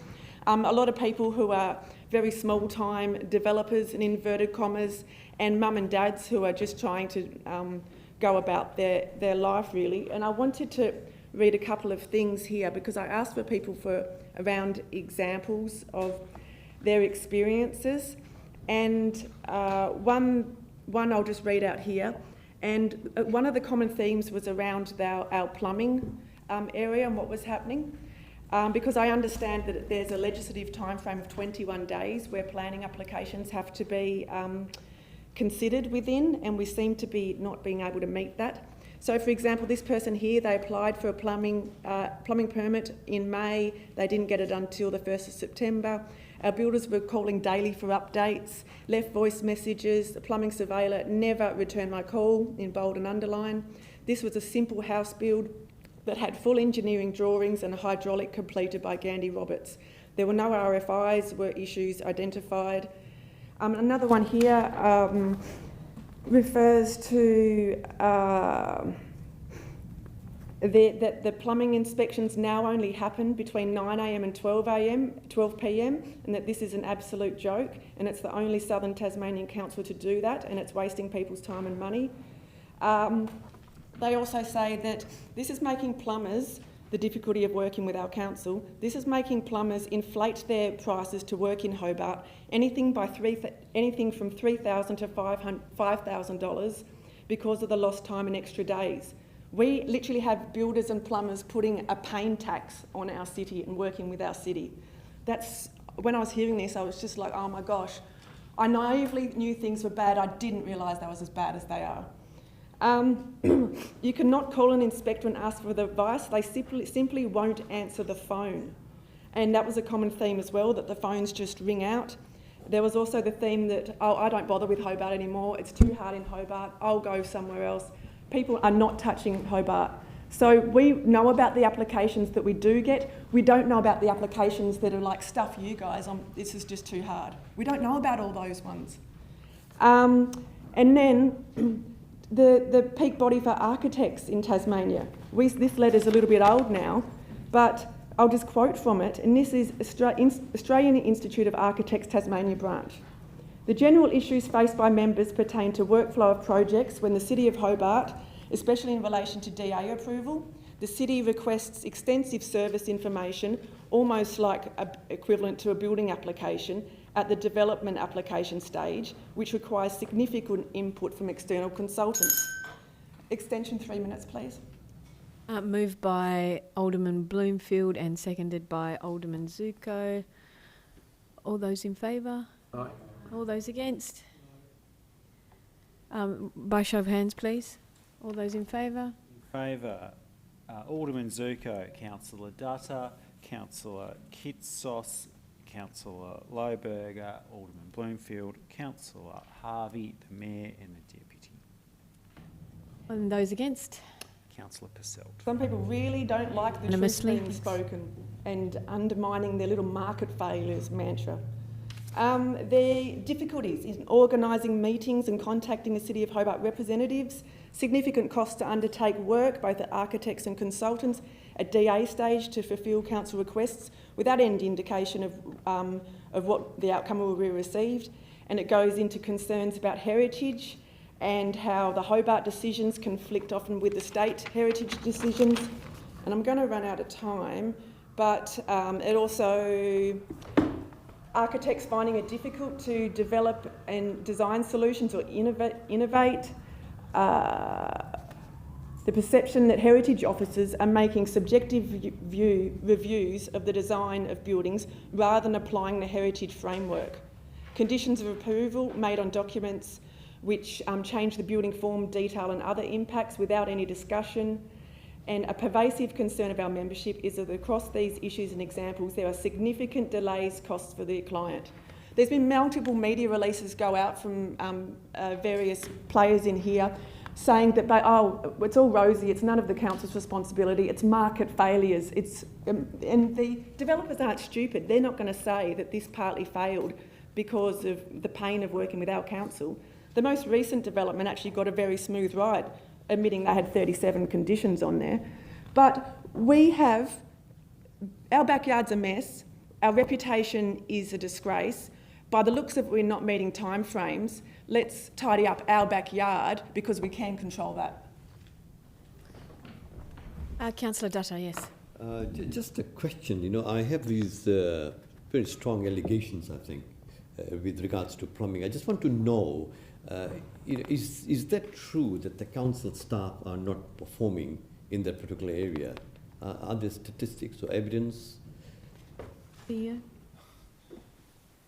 Look, I've been around a long time in local government, and there's always things where council could have been better. There's always things where developers could have been better as well in respective. So I would say that with every example of complaint or performance of the council, there are equal concerns that we need to consider in terms of balance, in terms of understanding the different situations. And I'm not discounting anything that was said. Certainly the council always strives to improve the manner in which it delivers its services. But again, I think part of being able to do that is having a good opportunity to have a balanced and an objective look at it. And so I guess, to answer the question, yeah, there are things we need to work on as a council, but B, I think there's things that need to balance out in doing that. Any further discussions? Or Councillor Elliott, did you have a question? No. You've spoken for 5 minutes already? Yeah, I'm moving an amendment. Okay, no worries. So I'd like to move an amendment, please. Councillor Dutta actually read my mind. I sent this through earlier to officers. It's in elected members' email accounts. I'm moving an amendment, particularly in relation to the data point of view, around plumbing data. So I'll need a second. Alderman Zuko. Thank you. So I'll speak to that amendment. And so also last week I grabbed a handful of samples. Are we all good? What's the amendment? Yes. That's what they're asking. Okay, right. It's in your email, as long as everyone's received it. No, I haven't. You might read it out, please, Councillor. Well, Yeah, put it on the okay, screen. it's in your email. It's adding a new point 5, and it is that the council be advised with urgency confirmation that the legislated timeframe for granting or refuting certificate of likely compliance plumbing permits, we confirm that timeframe. I understand it's 21 days, but want confirmation of that. That we be advised the number of plumbing applications that have been received by the city during this term of council. That we be advised how many of these applications have been approved. I'll actually change that to being approved or rejected within the legislated timeframe. And in relation to these applications that have exceeded that 21 days, what's the average processing time? So just like Councillor Dutta, I'm also keen for data because the early data that I have, I've got been provided with 10 plumbing applications. I asked people to tell me, when did you submit it? When was your outcome known? 9 out of 10 were not completed within the 21-day period. Some are up to 6 months, 53 days, 64 days, 75 days. So I completely agree with Councillor Dutta that we need to understand what's happening in our plumbing department, because I haven't just heard this from 1 or 2 people, I've heard it from a dozen people, that there are issues in terms of maybe they don't have, I mean, this is a problem I'm looking to solve, and perhaps it is that we just need more staff and capacity in there, more training, I'm not sure. But we need to get an understanding of what the problem is, and that's what this amendment relates to, because there is clearly, I have more than enough evidence that there is a problem. We need to just get a full understanding of how bad the problem is. Can I just ask Councillor Elliott a question? Because I'm just wondering whether this amendment reads more like a question on notice, and it's in some ways quite separate to the issue at hand, the motion at hand. This is more about the administration of a particular department and some very specific questions. So I'm just wondering whether... I thought it could be captured in your report, the report that comes back with urgency. But you could get it quick. This is like question on notice stuff, really. That's what... Okay. It just feels a bit... Anyway. Councillor Lohberger. Thank you, Chair. I just wanted to ask a question through you to the CEO. Have there been problems raised with you previously by elected members about the plumbing department, and have you actually taken steps to try to respond to those problems that have been raised? CEO. Thanks. As with all elements of the development approval process and the planning and building, there are always issues to be able to resolve. So yes, there are concerns that we have identified, both Director and myself, in respect of how we're performing in that space. We are actually in the process of applying more staff into that area, but also more support and resource. It hasn't been raised by Councillor prior to today. We've had obviously complaints supported by elected members in the past. So and we're certainly happy to look into it and respond to the questions or the motion, whatever it be the council's will. Councillor Elliott. Just a question, please, through you to the CEO. I did email last week, though, to ask for a meeting about this topic, didn't I? Correct. Yep. So I have taken some action to directly liaise with you. Thank you, Councillor Elliott. Yes, Councillor Posselt. Thank you, Chair. Look, I agree with the Lord Mayor's sentiment for this. I'm not sure I would seek advice from the Chair. I do not think this is an amendment to the substantive motion. The substantive motion refers primarily to medium density and larger scale construction. Councillor Elliott's concerns relate to residential plumbing permits, which are a wholly different matter. I don't see how this could be considered an amendment, and further, I agree that the 4 dot points are all questions or seeking information which can be achieved through an EM request or a question on notice if you wish to ask them in a public forum. So I'd ask you to consider rejecting this as an amendment, Chair. Mr Young, did you want to elaborate on that? Yeah, look, there's a little bit to work through there. To paraphrase Alderman Zuko from earlier in the night about being written in blood, there's nothing stopping a councillor asking a question during the debate and then moving an amendment or a motion on the same subject matter. It's not a one or the other. You can do both. Looking at the amendment, noting I've only sort of had it for 15 minutes, I do think it is causally connected and overlaps with the subject matter of the substantive motion, so I'd be inclined to allow it. Thank you. Is there any further discussions on the amendment? Yeah, Councillor Dutta. Thank you.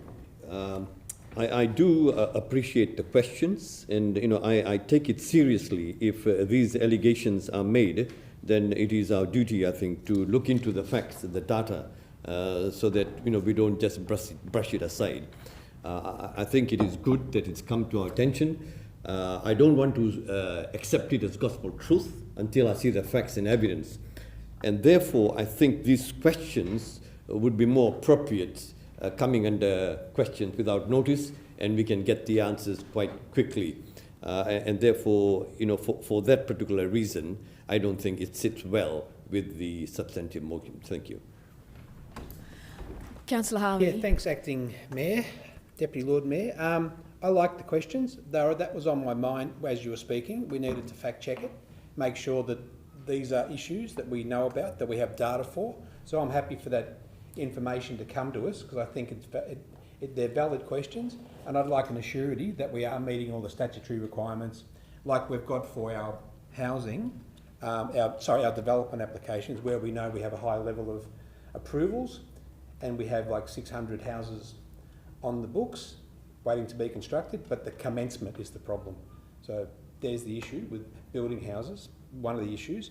So I'm curious to see what this brings up, and I agree that it's probably better to bring this up as questions rather than an amendment to the motion. So I encourage you to put them as questions. I'll vote for it tonight. I'll vote for it now, but I would prefer if it did come up as questions. Councillor Posselt. Deputy Lord Mayor, I can't support this being added to the motion because it's too specific. Like, I want to know, if we're getting into plumbing permits, then I want to know about all of the other permits where there could be efficiency dividends gained, building permits, waste permits. I don't know. I'm not a developer, so I don't know what permits are required, but I know that some of the 37 conditions that Councillor Elliott is so concerned about and blames for motors falling over were conditions like having a permit for waste, having fire regulation permits achieved, to avoid a Grenfell Towers disaster in Hobart, kind of essential stuff.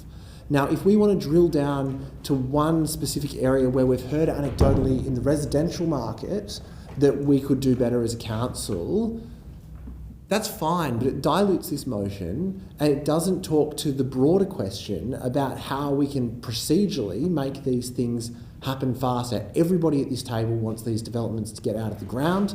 I do too. I think that there are issues with that Councillor Elliott has raised that are legitimate issues, but this is not the correct vehicle to bring it forward to Council for discussion.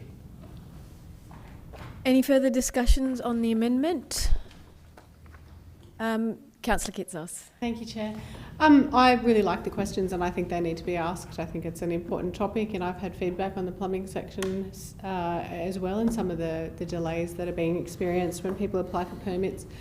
But I think it's too far removed, honestly, from the motion. I'd rather see it as a separate notice of motion in the future, or ask the questions at the end of tonight, just because I think the intent is quite different, and the motion that's before us tonight is a constructive motion, which is not to say this is not constructive, but I think for me, we're talking about a broader issue and the levers that council can pull to improve development in the city, and I think that needs to move through in a really timely manner given the sale of the K&D site and where that is actually at the moment, and the importance of creating a multi-use precinct with some high density housing, medium density housing in that part of the CBD. So for those reasons I won't support the amendment, but I'd be very happy to support this as a separate notice of motion or as questions. Thank you.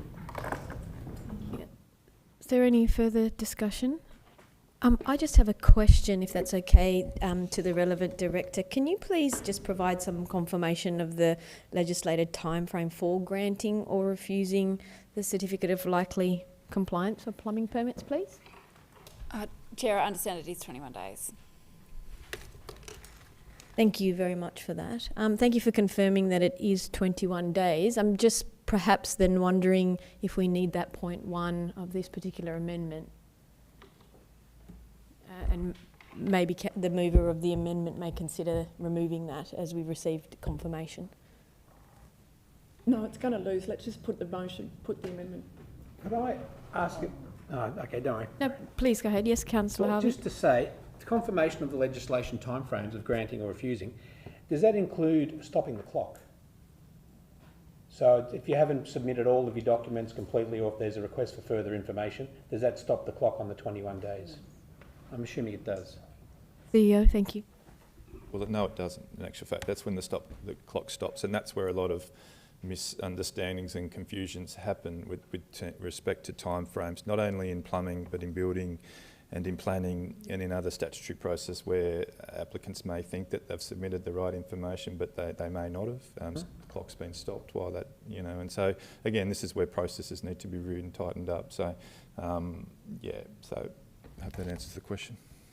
Okay, so the clock does stop if you haven't supplied everything. It doesn't start. It actually doesn't start. Yeah. Further questions? Being none, I'll put that amendment. All those in favour, say aye. Aye. All those against? No.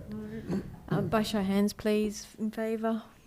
Favour, Alderman Zuko, Councillor Elliott, Alderman Bloomfield, Councillor Harvey and Deputy. And against? Councillor Purcell, Councillor Dutta, Councillor Purcell, Councillor Kitsos, Councillor Lohberger and the Mayor. 1, 2, 3, 4, 5. 1, 2, 3. That's carried. Hang on, there's 2 missing. Oh, no, there's 2 missing. Sorry, 5-5, my mistake. 5. But quite correct. That's 5-5, it's lost. And we'll move to the substantive motion. Were there any further discussions? Councillor Posselt? Thank you, Chair. Cities that have people living in their heart are vibrant cities. They're cities with flourishing cultural industry, flourishing nightlife, and most importantly, happy communities. Communities that are connected, that see each other in the street, where their third place becomes the local pub, just like the English pub model where you see your mates at the pub every night. But when you live in the city and you're walking distance to a venue, that same phenomenon occurs. It builds community. And we know that people spend money in CBDs. That's the only mechanism by which people actually spend money, is if people are in CBDs, which is why we have an economy in our CBD that is very much driven around weekday 9 to 5 trading. Because all of the nurses and doctors and police officers and AMBOs, they all come into town and then they spend money. They get lunch, they buy a birthday present. Having people living in our towns 24 hours a day, 7 days a week, drives our economy. And the single most important thing that this city can do for its future is deliver housing in the inner city. I see comments on Facebook that suggest that it's not the central housing zone or the central housing district. It's clever stuff. It's the central business district. Well, guess what? Businesses need people. And that's why this motion is so important from the Lord Mayor and why I don't want to see it diluted. Because we have to deliver housing in our city. If we don't do it, this city will start to fail as a city. Urban sprawl delivers all of the wrong things. So expanding the urban growth boundary actually has the opposite effect of facilitating medium density development in some of our warehouse precincts, on some of our car park sites. Because people who live on the fringe of this city don't have access to transport, so they drive into the city. They clog up our roads and they provide more demand on our parking infrastructure because they're coming from further out. But they don't want to do that. They just want to come here to work and live a happy, vibrant life with opportunity. But because there is no housing supply in the inner city, apartments are all $1 million plus in our CBD, people who are on lower incomes, like our hospital cleaners, cafe workers, people that work in the hotel industry, can't afford to live in our CBD, and they are forced into our outskirts. They're forced to places like Brighton and Sorrel. And what we know is that when we force people out of this city, it becomes disconnected. There's no third place anymore. You don't run into your friends in the street because you live in a car-dependent neighbourhood. But not only that, it's massively expensive for the taxpayer. Massively expensive. Oh, houses are cheap, great. Construction's easy because it's a paddock. Great, can lay a slab, crack up a prefab home, happy days. But what about the sewage network, the water network, the electricity network, the road network? And what about the pressures that places on our city to provide somehow fixed congestion in a constrained built environment when state policy levers are actively causing congestion in our city? We must have people living in our CBD. It is not okay what we currently have. And almost everything else falls out of having adequate housing supply in our city. So we want to talk about homelessness. people live in our city and there is a greater supply of homes in our city, guess what? There's less homeless people. If we want to talk about vibrant cultural and arts scenes, well, when you have 5, 10, 20,000 people living in the city, they take the opportunity to walk down to the show. They go and see the live music at the pub. Artists and culture thrive and are supported. That doesn't happen with urban sprawl because it's all too hard. You've got to get in your car, you've got to drive 40 minutes, you've got to try and find a car park, you can't drink because you've got to drive home. So you just don't bother. You go home and you watch Netflix and you crack a tinny on the couch. And you know what? Alcohol's not bad. Alcohol brings people together. But drinking on your own is probably not ideal. So what we need is people living in our CBD. I'll just grab an extra 2 minutes, if I may. Moved by Alderman Zuko, seconded by Councillor Dutta. All those in favour? Aye. All those against? Carried unanimously. Thank you. Thank you, councillors. So there is nothing more important, and if it costs our ratepayers money to do that at this stage by delivering rebates on planning applications, by bolstering any support that the planning division needs, but also any approvals divisions, that's plumbing, that's any of the building permits required to get these projects going rapidly, then so be it. Because we also are losing income as a city. As an example, the rates that the Montpellier Retreat car park plays, a surface lot car park that can hold 300 cars or something a day, is in the order of 7% of what Salamanca Place can hold with hospitality, retail, commercial spaces and residential. It's a 7%. So we're doing ourselves out of money which can lift the city. When we have more people living in the city, we have more impetus to provide better public transport, better active transport infrastructure, more street trees, more green spaces. We provide a happy, healthy community. That's why it's so important. We must progress this with vigour. And so I thank the Lord Mayor for bringing this on tonight and would again point out the time constraints on K&D and call on the university, state, federal and council to come together to make sure we get the right solution at the K&D warehouse site that houses people in an affordable manner close to where they work. Thank you, Chair. Thanks, Deputy. Yeah, look, it's complicated, but let's just start off with a few of the facts I heard this morning. Well, hopefully they're facts. The Property Council was talking about between 31 and 40%, somewhere, I heard two figures. It's more expensive, between 30 to 40% more expensive to build these days since around the COVID period. And it also takes about 50% longer to complete projects. So there's two issues there that we need to be looking at. The cost of materials is one of the problems we have here. The shortage of workers is also a big problem. Building the bridge saw a lot of people migrate to that project, as well as teams brought in from elsewhere that constructed that bridge. We couldn't do it without, I think, a lot of people flying in to build that bridge.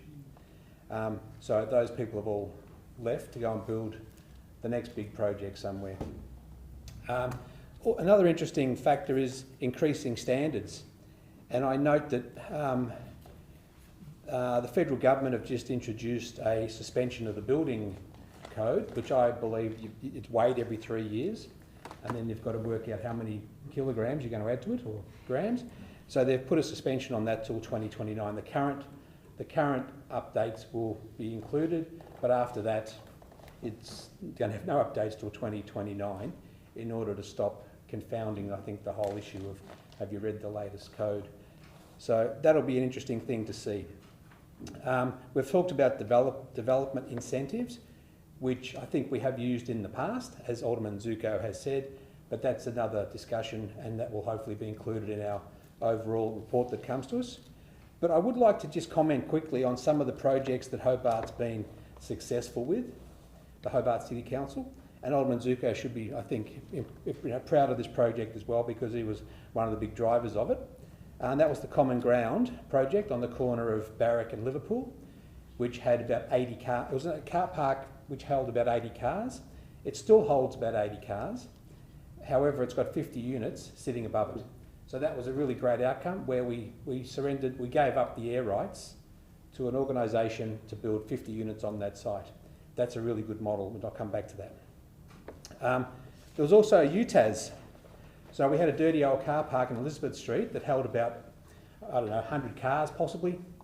That now holds 150 cars, but above it are 420 UTAS units for students. And it's not the perfect development, but it's pretty good. And there's 420 rooms available there for people to live in. The Goulburn Street car park was a great outcome. That was Hobart land, which was sold to Housing Tas, and they built 30 units on that for an older folk development who have slight disabilities, as I understand.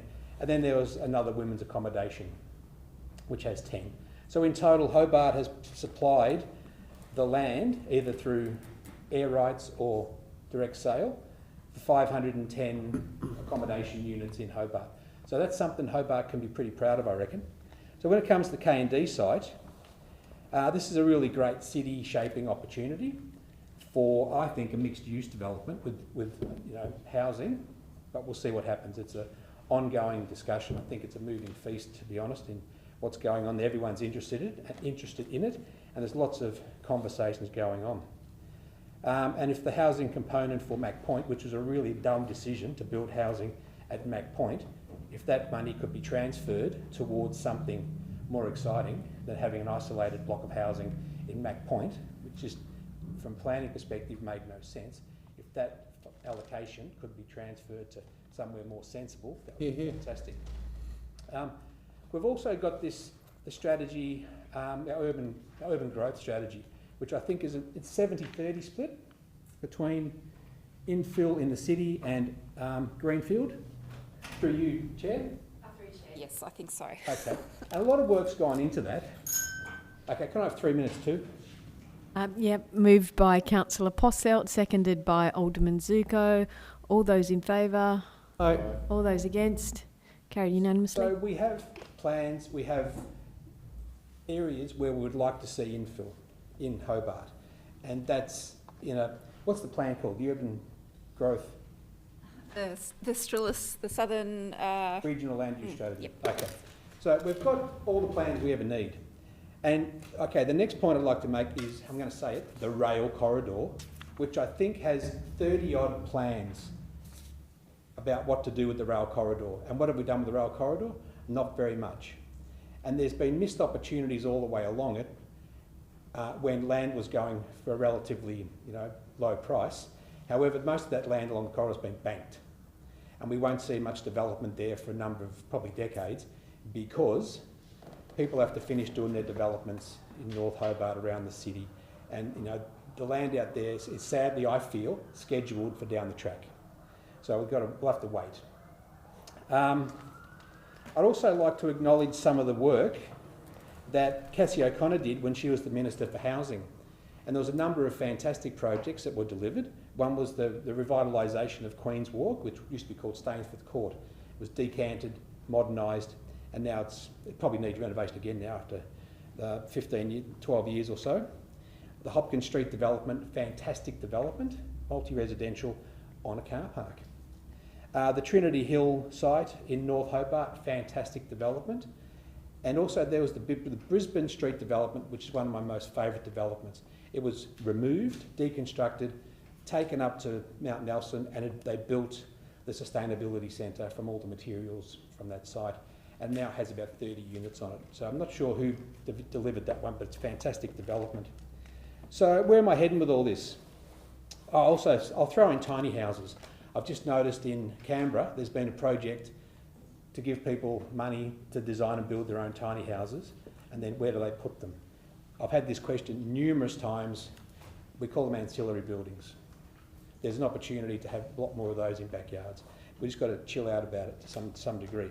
So where do we head next? Kerry Vincent, who comes from local government, is now, as we heard earlier from Chris Merridew up the back here, is the Minister for Infrastructure, Transport, Local Government, Housing and Planning. So he's got that cluster of really important portfolios that we need to be talking with and to him about stuff. And also, we've got another ally in the Greens spokesperson for local government as well, which is Helen Burnett. So she's been around local government for quite a while.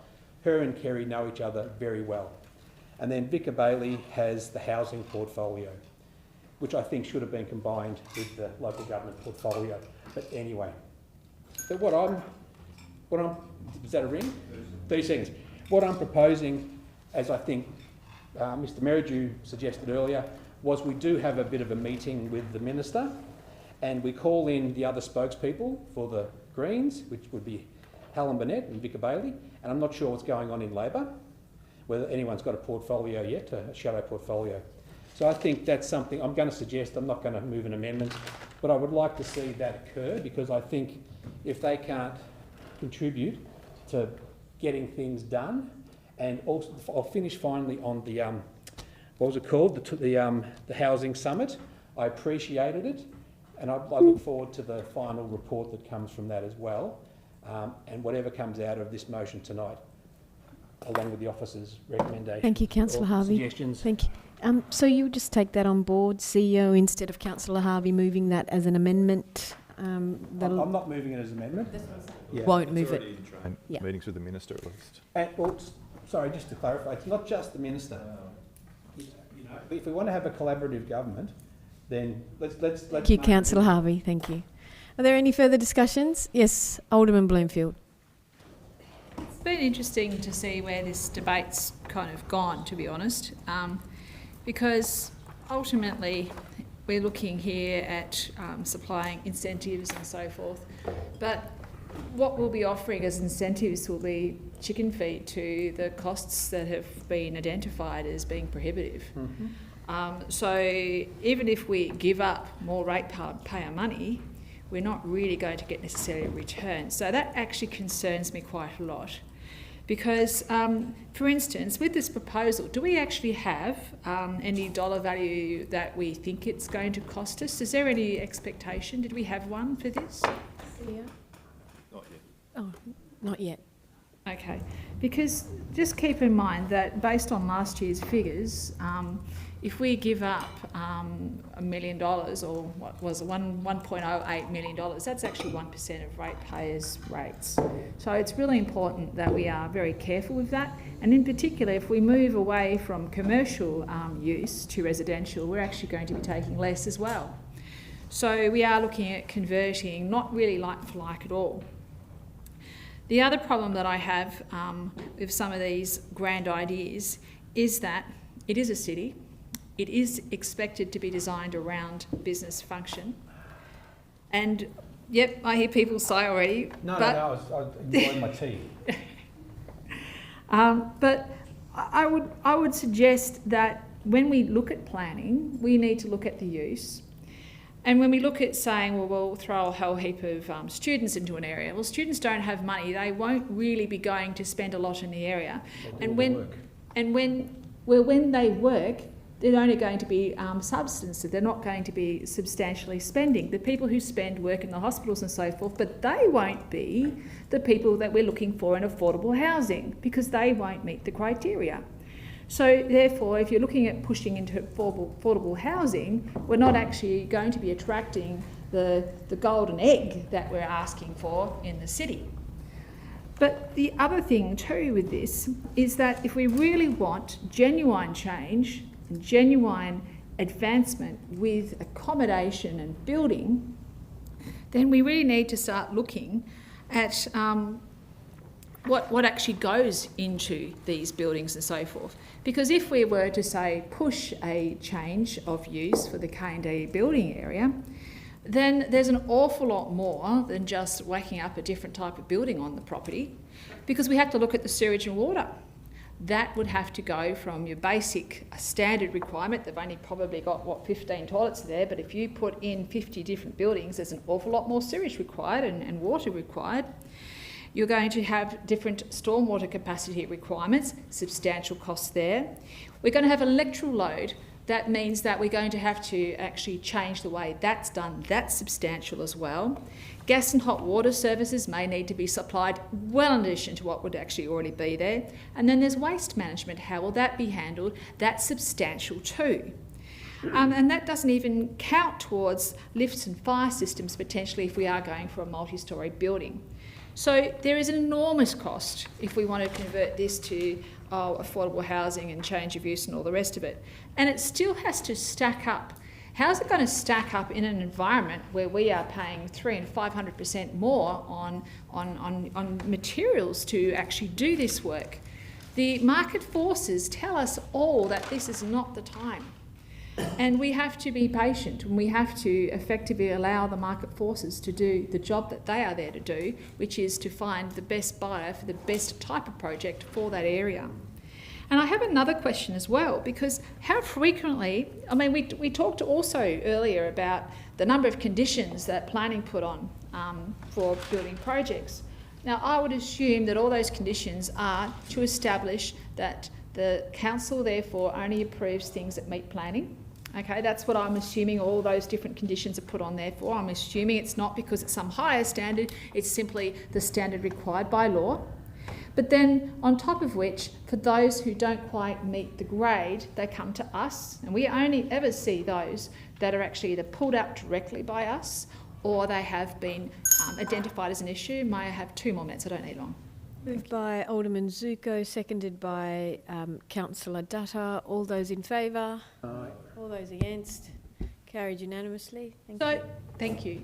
So basically, I guess the question that I actually do have a question at this point, probably not even part of the speech here at this point, but how frequently do members on our Hobart City Council Planning Committee apply additional conditions, and what are they? I mean, have we actually assessed our impact, our personal impact, that's over and above the legal requirements of planning on builders? Because that would have an impact. My understanding is it is often around things like retaining trees and protecting public access and looking at preserving streetscape, but that has an impact and it's over and above planning requirements. Are we personally, this chamber, having an impact on the building final costs and decisions? I think that's actually a really important element to be considering when we look at these things. We need to take some personal accountability. So as far as this goes, I don't see it being a motion, unfortunately. I can see why it's been done, but I genuinely don't see it actually giving us a plausible or feasible outcome that will genuinely fix the problem. If we want to fix the problem, let's push harder for public transport. Let's push harder for those things that allow people to get to work. Because if we build more accommodation, but we don't have access to jobs, we are simply building a slum. Any further comments, discussions? Being none, would you like to sum up, Lord Mayor? Want to speak first? No, that's okay. No, that's okay. So I'll just sum up very quickly. Look, I know we've talked on this for quite a long time, but I just think it's important, and I want to thank everyone around the table for your contributions. And just, you know, I think a lot of good points were made by a range of people. And I agree that this is an incredibly tough environment. The motion, just as a reminder, is about an incentives package that encourages residential building in central Hobart with a particular focus on our innovation precinct. And so it is very targeted.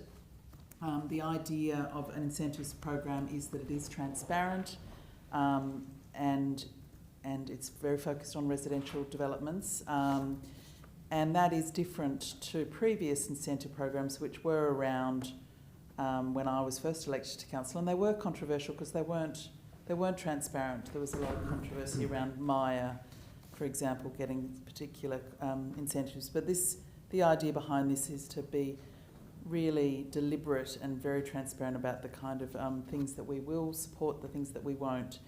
I appreciated the discussion around density and zoning and heights and the importance of people in our city. And many of those principles are the ones that we've incorporated into our Central Hobart Plan. So we have identified this in our plan. What we're voting on tonight is trying to see if we can pull together a package to help implement the plan, because if we don't, it's going to be challenging for it to do so. And it really is that bridging the gap between residential approvals and construction. As we know, we already have a number of approvals, around 600 or so. And it is a very challenging environment, and the construction costs and factors that are well beyond our control possibly, you know, as Alderman Bloomfield says, possibly will be the bigger factor, but I think we can't sit on our hands, and if we can do what we can to convene and understand the range of things that can help, and they will have to come from other levels of government as well, then I think at least we're doing something positive. Thank you. I'll put that motion. All those in favour? Aye. Against? By show of hands, in favour? Favour, I'm showing Alderman Zuko, Councillor Dutta, Councillor Elliott, Councillor Purcell, Councillor Kitsos, Councillor Lohberger, Councillor Harvey, the Mayor and the Deputy. And all those against? Thank you. That is carried unanimously. It's carried. And I've just been advised that dinner is also ready, so if it's okay, we'll take a dinner break. It's 7 o'clock, so we'll come back by 7:20. Thank you, everyone.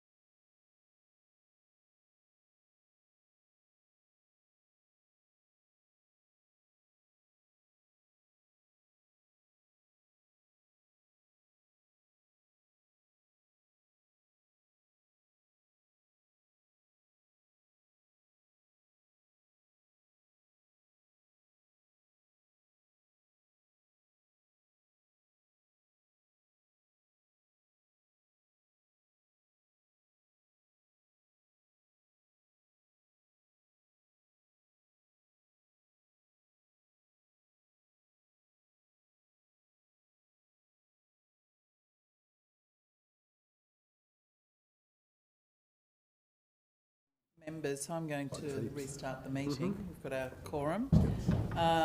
So the next motion is item 20 from Deputy Lord Mayor, collection partner of DV Safe Phones. Would you like to move your motion, Deputy Lord Mayor? Yes, thank you. Seconded by Councillor Lohberger. Yes, thank you very much, Lord Mayor.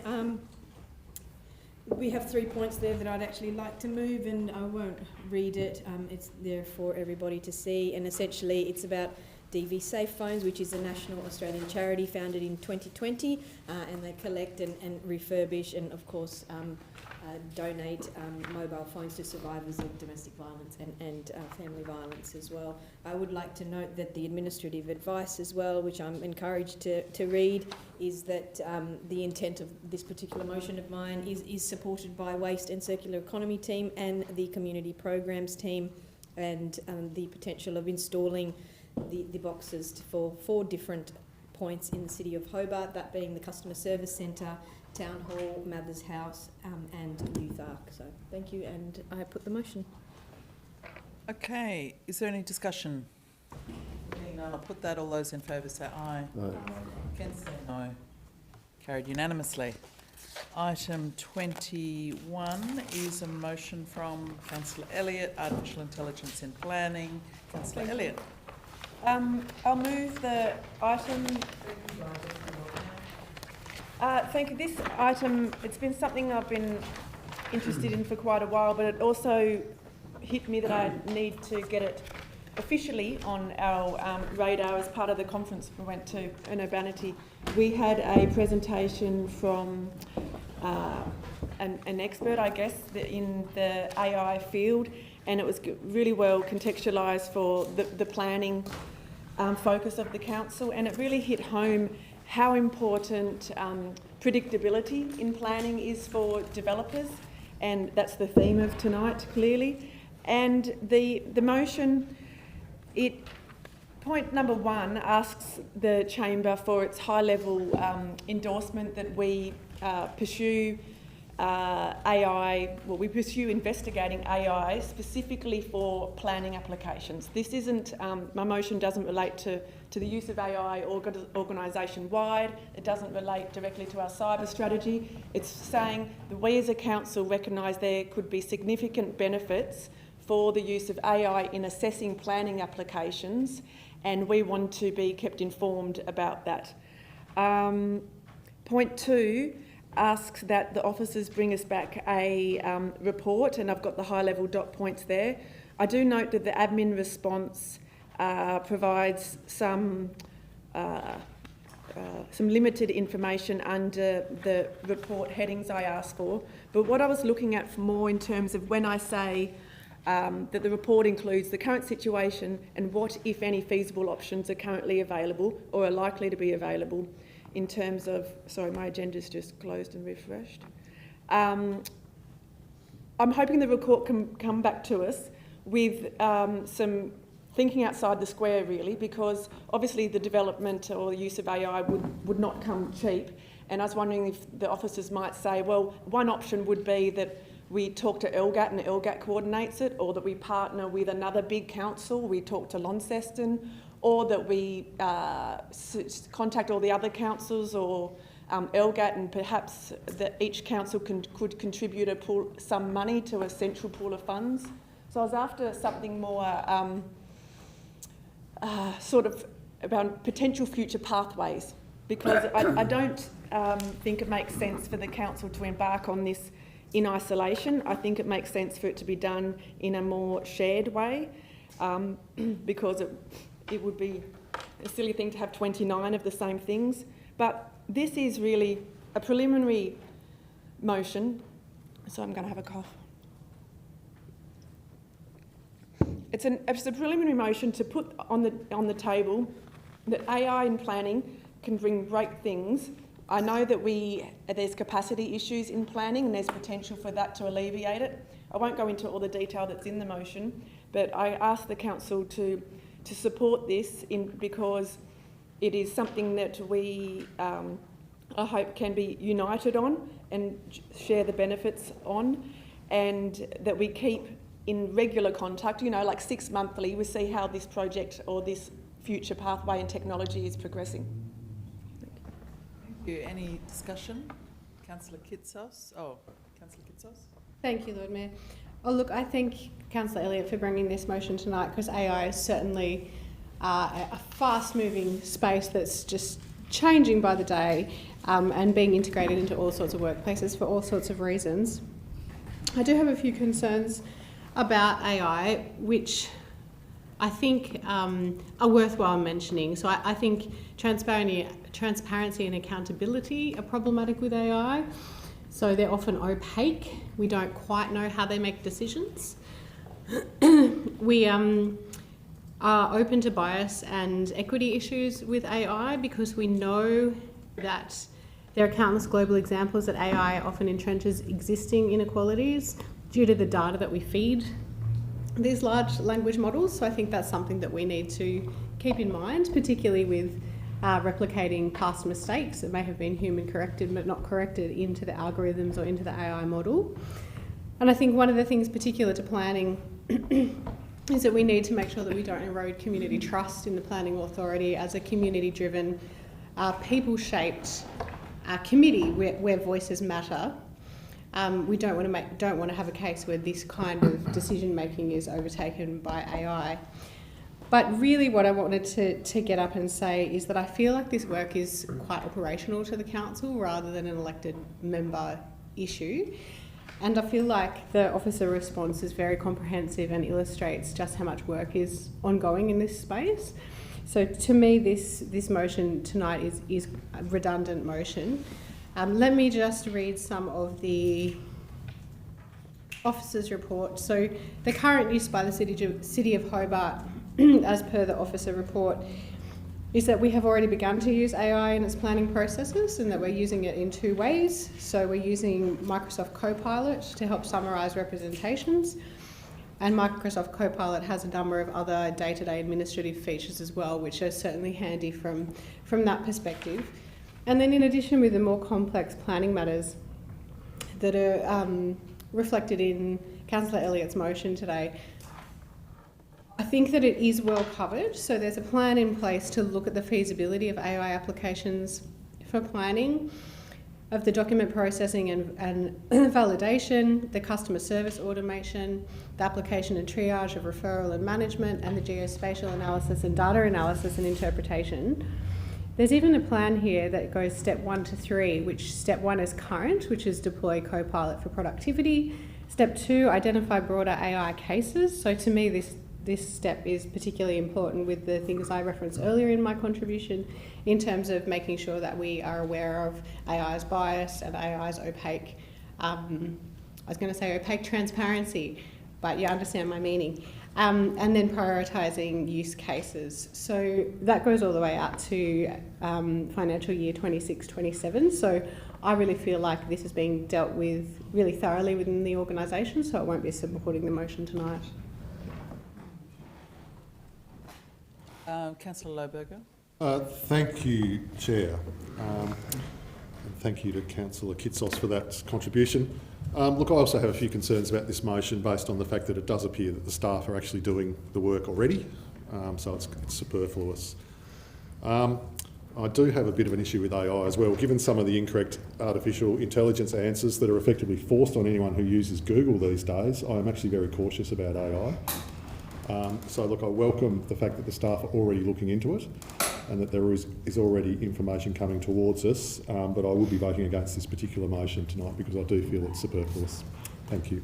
The CEO's, sorry, Alderman Bloomfield, the CEO was just going to provide some info on LGAT as well. Oh, thanks, Lord Mayor. No, I just thought it might be useful. I had an email sent to me just to support of the work that's happening in AI, and certainly Councillor Elliott mentioned needing to do it as a sector as opposed to council by council. So LGAT have advised that they are currently investigating opportunities for Tasmanian councils with the aim of looking at supporting a statewide implementation of an AI solution. So Victoria and New South Wales governments have been through a preferred supplier process against the AI use cases that have been identified, and we're looking to draw on work that they've done. So that we've already met with one of the New South Wales preferred suppliers who's demonstrated that their platform can convert a PDF of a development application to a 3D model and compare it against the planning scheme. It then produces a report for the proponent or the council identifying areas of compliance, non-compliance, or areas that need more qualitative assessment. So again, from that's a significant step for councils if that can be available to Tasmania. So. Oh, sorry, Alderman Bloomfield, you go first. No, that's all right, thank you. Look, I just wanted to provide a bit of context.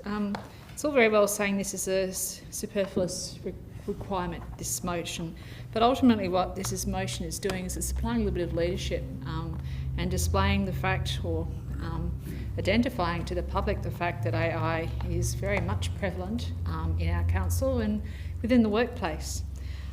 Even in my firm, tax advice, you no longer can go through the ATO website so easily. It's very difficult to get the data out. So then accountants started using Google and then found that AI was actually even better at drilling down.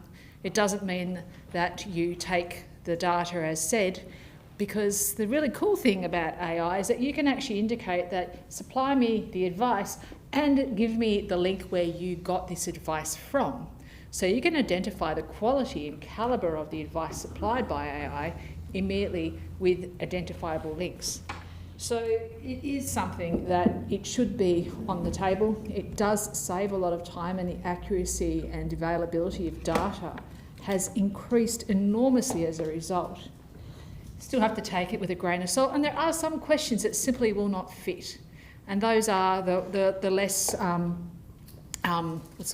less black and white questions, the ones that don't necessarily directly account to law, that perhaps are more of a qualitative concept you certainly wouldn't ask. But the whole point is it has started. I do believe we need to have accountability and transparency in the fact that this is happening. Until this motion came forward, I was unaware that this council was actually using the AI process. And I actually think it's really important that we speak to it and we allow the leading to occur. Further discussion? Councillor Alderman Zuko? Did Councillor Elliott put this forward? Yes. Oh, that's right. No need to speak. I'll just support it. I ask a... Oh, sorry. I just want to ask a question. Of the CEO, just to follow up. So that advice from LGAT, is that basically what you might put in any report that comes back to us? It may well say that the current situation is that it's best to do this as a sector, and LGAT is investigating, and that we nominate some money or an officer towards the LGAT. That's the kind of thing that could potentially be in a report, isn't it? Like, it doesn't... I'm just wondering... Yeah, I mean, I agree with the idea of LGAT taking the lead, but I think you'd have to do a bit more work to find out exactly what LGAT's plans are, would you, or not? Yeah, look, LGAT will be one part of it. Obviously, we'd want to work with them, but I think we've identified and obviously worked with council around the need to do a broader IT strategy for the organisation. So whilst we certainly will focus on planning, if this motion, in accordance with this motion, we'll look at broader applications as well. So it is important that we also look at take our own investigations and in terms of what works for the City of Hobart in addition to what LGAT do. So. Yeah, okay. No, you go first. Thank you, Lord Mayor. Look, what we have in front of us tonight with this motion is a councillor that has gone with colleagues to a conference on a specific subject matter that specifically affects Hobart right now and is relevant to a motion earlier in the night, as well as multiple media articles over the last couple of weeks. Councillor has been away, studied, heard from representatives within a particular expertise, and has brought back to this council a positive idea that's relevant to local government, and based on what people are doing elsewhere, and also based on innovative practice that may go some way towards addressing some of the problems we spoke about earlier. This type of behaviour from a councillor should be applauded, regardless of who it is. If the subject matter is come from an expert field elsewhere, this council should consider it in good faith, regardless of who is putting up the motion. And it's a shame Councillor Kelly's not here to see this, because it's a great example of how, even though sometimes you might not have the numbers, if you bring good policy ideas to this table, we should all consider it. I'm very happy to support this motion from Councillor Elliott, as I did with her direct appointments motion some time ago. When Councillor Elliott's motions are sensible, related to local government, evidence or expert driven, I'm very happy to support them. This is the space the council should be playing in, and when we do play in this space, we operate as a better, cohesive council together to make a better city for the future. So I'm very happy to support your motion, Councillor Elliott, and I thank you for bringing it to the table tonight. Councillor Dutta. Thank you, Lord Mayor. This motion is very clearly, I've read it a number of times, and it's right in front of me. It says moved by Councillor Elliott, but I don't have who seconded it. I don't have a seconder. It is my understanding. Okay, I think that I was going to answer that question myself. It is my understanding, even though it's not written. Actually, Lord Mayor, I think it was Councillor Basalt that seconded it. No, it's deputy. Oh, the deputy. Yeah. Sorry. So even though I was going to answer that question, it's not here.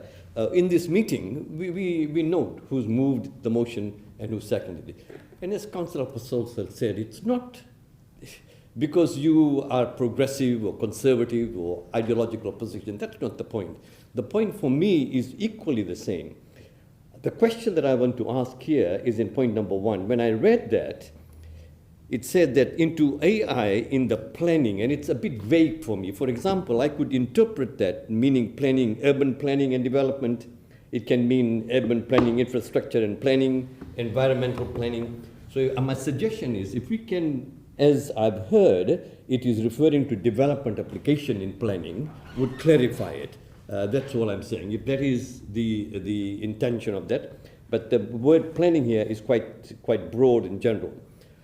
Point number 2, I also very strongly accept and support the position made by Councillor Lohberger and Councillor Kitsos. Sometimes it appears that, there is the work is already in process. The staff are already doing it. And sometimes it is an element of ownership that may emerge into all this. Regardless of all that, having considered all the arguments and my perspective on this, I will support this tonight. Thank you. Further discussion, Councillor Harvey. Thanks, Lord Mayor. Look, I'm happy to support this as well, and I think there's a big future in AI, but there's still going to be a need for oversight on a lot of the things. But just looking at, I think one project we've already used AI for, and that was the mapping of the tree canopy of the city of Hobart. So that was done by satellite imagery, and you train the device and it can tell you where there are trees before and after. And it's pretty basic AI stuff, I think, but I don't know. But it's also going to help us in mapping fire hazards. It's going to map us in help us in mapping flood areas. So I'm sure there's a huge number of applications we're probably using already, which we haven't had a chance to learn about tonight. But there will be lots of applications, and I'm just going to confirm through you. Who knows? Did we use AI to map the tree canopy of Hobart and the loss over 5 years? Loss of tree canopy. Through you, Chair, yes, it's my understanding that through a consultant who uses AI software that we did do, yes. Yep. And one more? Just with regard to bushfire management, are we using AI to map potential fire threats in Hobart? Through you, Lord Mayor, using that same consultant, yes, we have mapped our land both before and after to see the impacts that our bushfire mitigation has. So we're already well advanced in using AI in Hobart, which is good to hear, but I'm happy to see where we can take it with other opportunities, including how it can effectively help us with DAs and other things. Maybe we can apply it to the plumbing section as well, if there's a possibility of AI in the plumbing. like to sum up, Councillor Elliott? Real briefly, thank you. I would particularly encourage Councillor Kitsos and Councillor Lohbergers, if you haven't had a chance to look at that podcast that I've got the link in the rationale. It talks about what the US is doing in this space, and I think that if you were to take a look at that, you'd see that we're definitely not doing, and it's not in progress. And using Copilot to rewrite some stuff isn't the the gist and the be-all of what this technology has, the potential of it. I also don't think that this motion's redundant because it doesn't talk about the bigger picture and the proper the pathways that exist to create something. Like the CEO's just told us about LGAT, and there's so many more options on the table. This motion isn't at all redundant. It's only redundant if you haven't thought very much about it. Thank you, Councillor Purcell. And that's all I want to say. Okay, I'll put the motion. All those in favour say aye. Aye. Against say no. Show of hands, all those in favour. In favour, Alderman Zerko, Councillor Dutta, Councillor Elliott, Councillor Purcell, Alderman Bloomfield, Councillor Harvey, the Deputy and the Mayor. And against? Councillor Kitsos, Councillor Lohberger. That's carried. Moving on now to item 22, Future of Dorny House motion from Councillor Elliott. Thank you. I'll move that. Alderman Zuko. Thanks. So essentially, we brought a lot of land, and the intention was we were buying the land around that area. We bought it 19 years ago, nearly 20 years ago, and the intention was that we brought Porter Hill because I understand the council at the time wanted to preserve the skyline. So it was purchased for the trees and that aspect. It wasn't at all purchased for Dorny House. And my understanding is from former Alderman Briscoe, who was kind of the lead behind that, I understand it, is that the intention was that the house would actually be sold. And this was 19 years ago.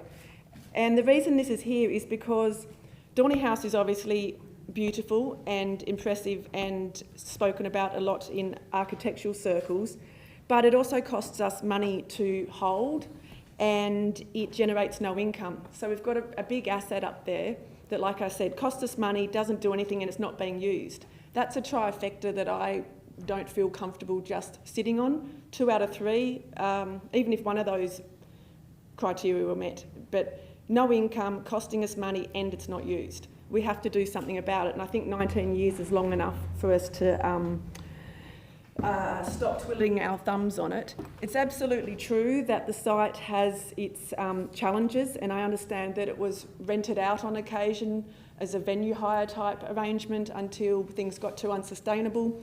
I understand there's challenges related to heritage and the access to the property, the condition of the road, fire, the house has actually been burnt down once and rebuilt, and maybe also zoning changes.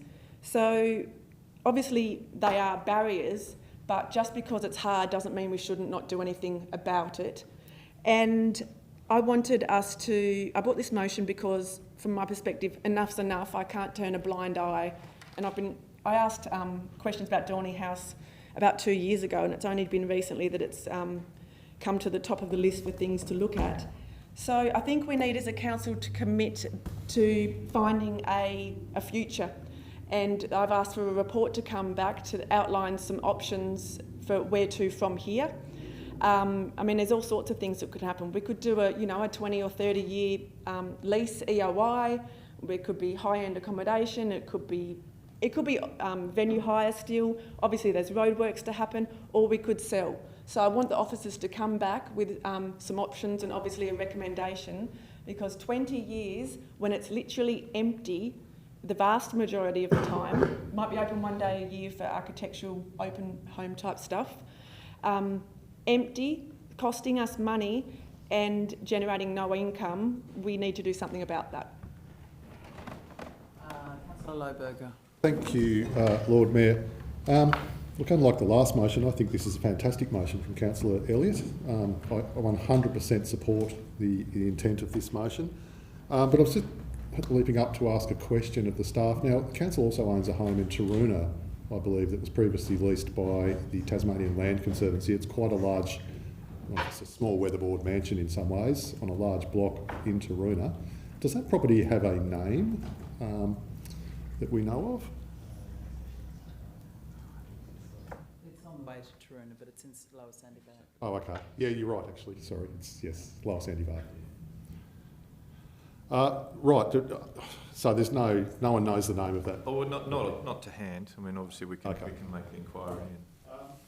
I was just going to, I mean, I'm not sure, can I maybe ask Councillor Elliott a question? Are you aware of this property in Taroona? It's quite a large and beautiful house, and I was just wondering whether you might add that particular property to this, because it's the same issues. We're hanging on to this expensive residential property that's just sitting there. Just sitting there. And all of the points that you make are actually relevant to that other one as well. Yes, but we just need an address or a name for the property. Dorny House. Yeah. The old Tasmanian Conservancy office. The former Tasland Conservancy office. Yeah. Yeah. So I guess my question just is for Council, which sounds like you will. And the seconder was Alderman Zirko. You okay with that, Alderman Zirko? I think it's your call. Great, thank you. I think that will do for me. Thank you, Lord Mayor. Thank you, Councillor Elliott.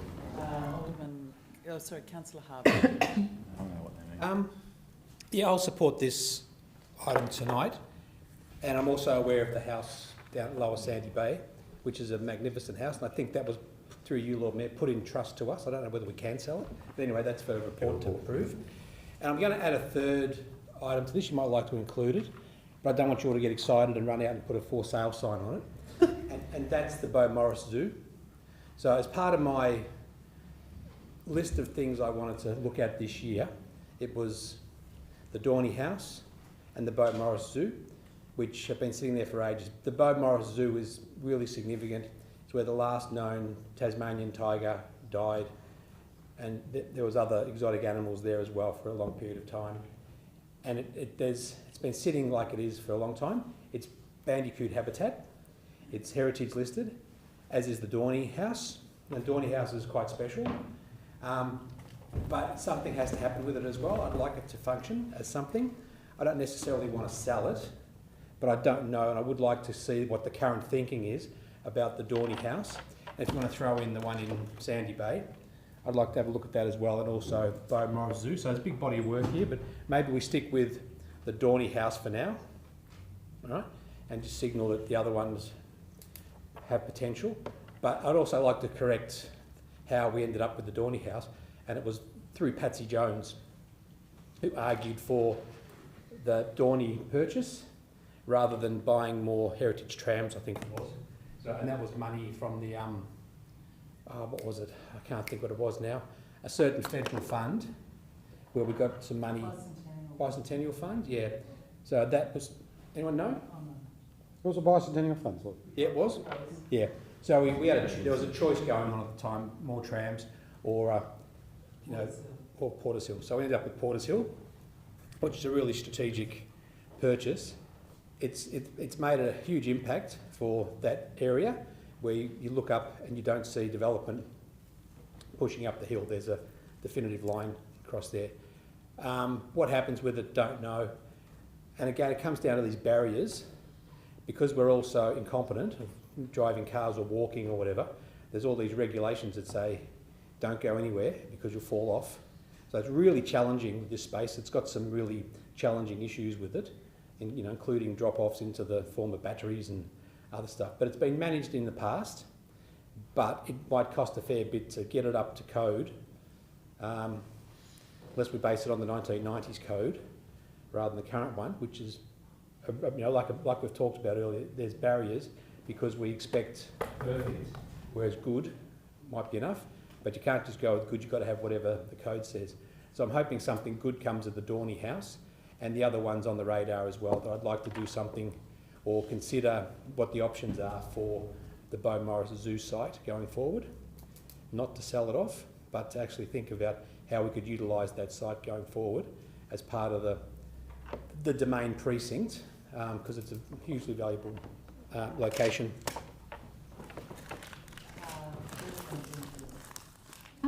Thank you.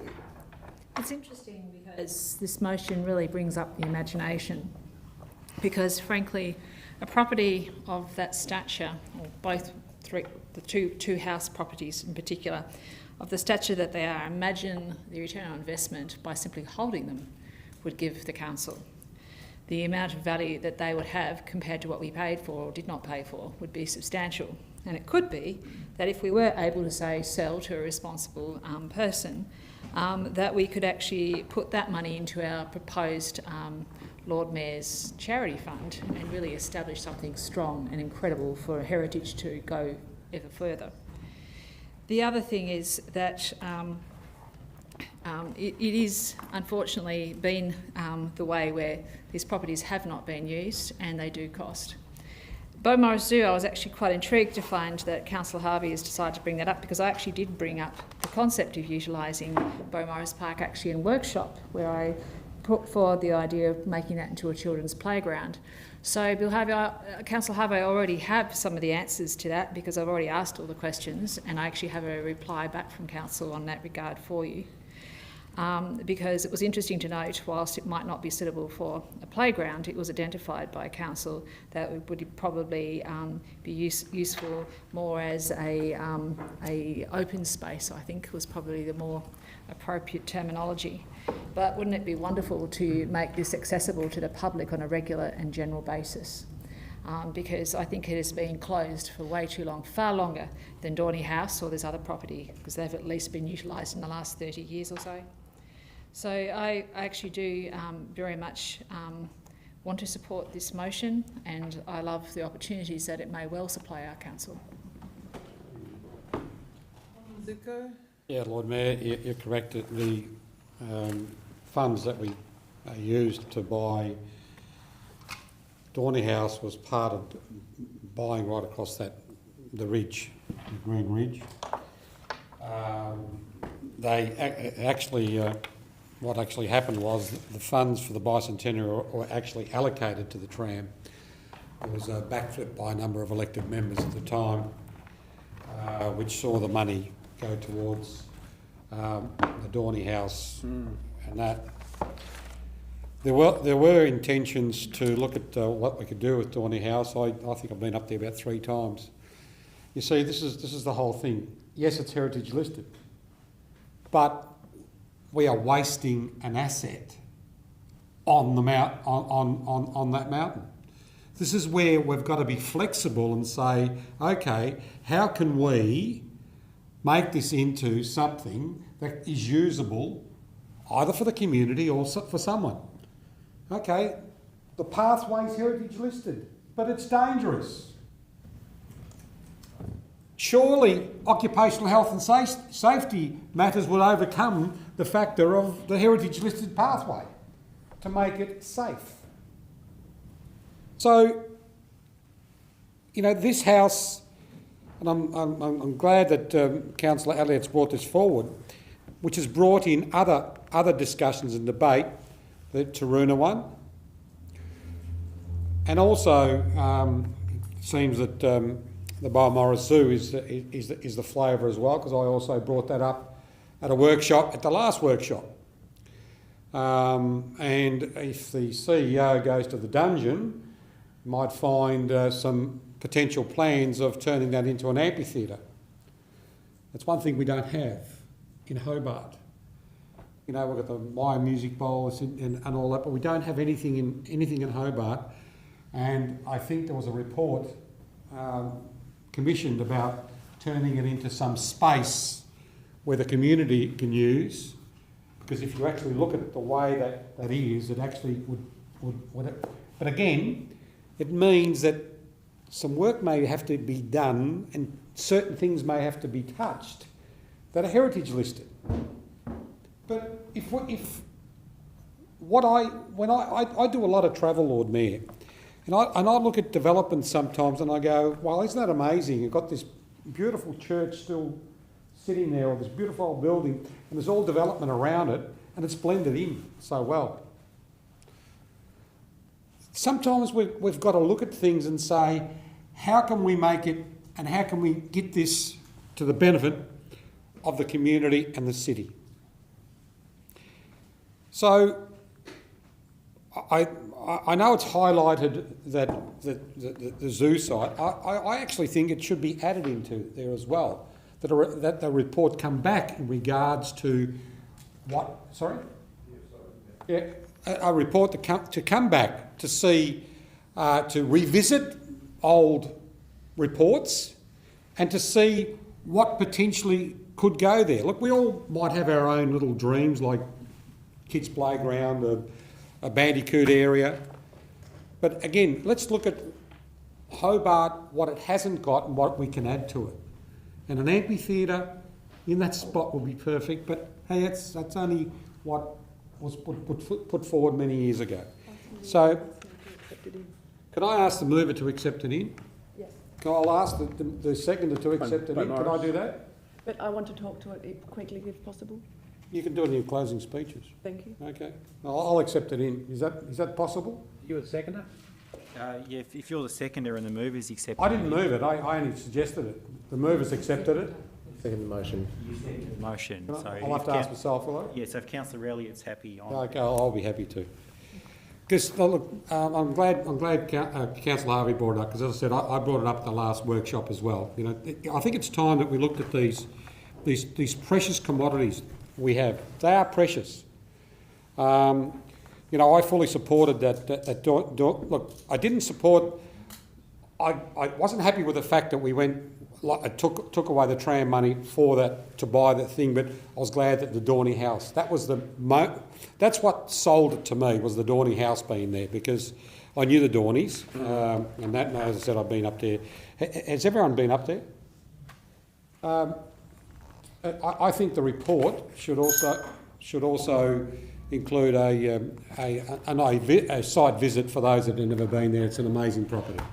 Okay. Thank you, Lord Mayor. So again, it's another motion that's brought us together. I can see both, everyone around the table kind of agreeing with this sentiment. Just had a question in relation to what Alderman Zuko said. He referenced that some sort of the access is heritage listed on this house, and that's part of the safety concerns. Is that? Can I just get here from officers that is correct? No. May I explain? Clarify.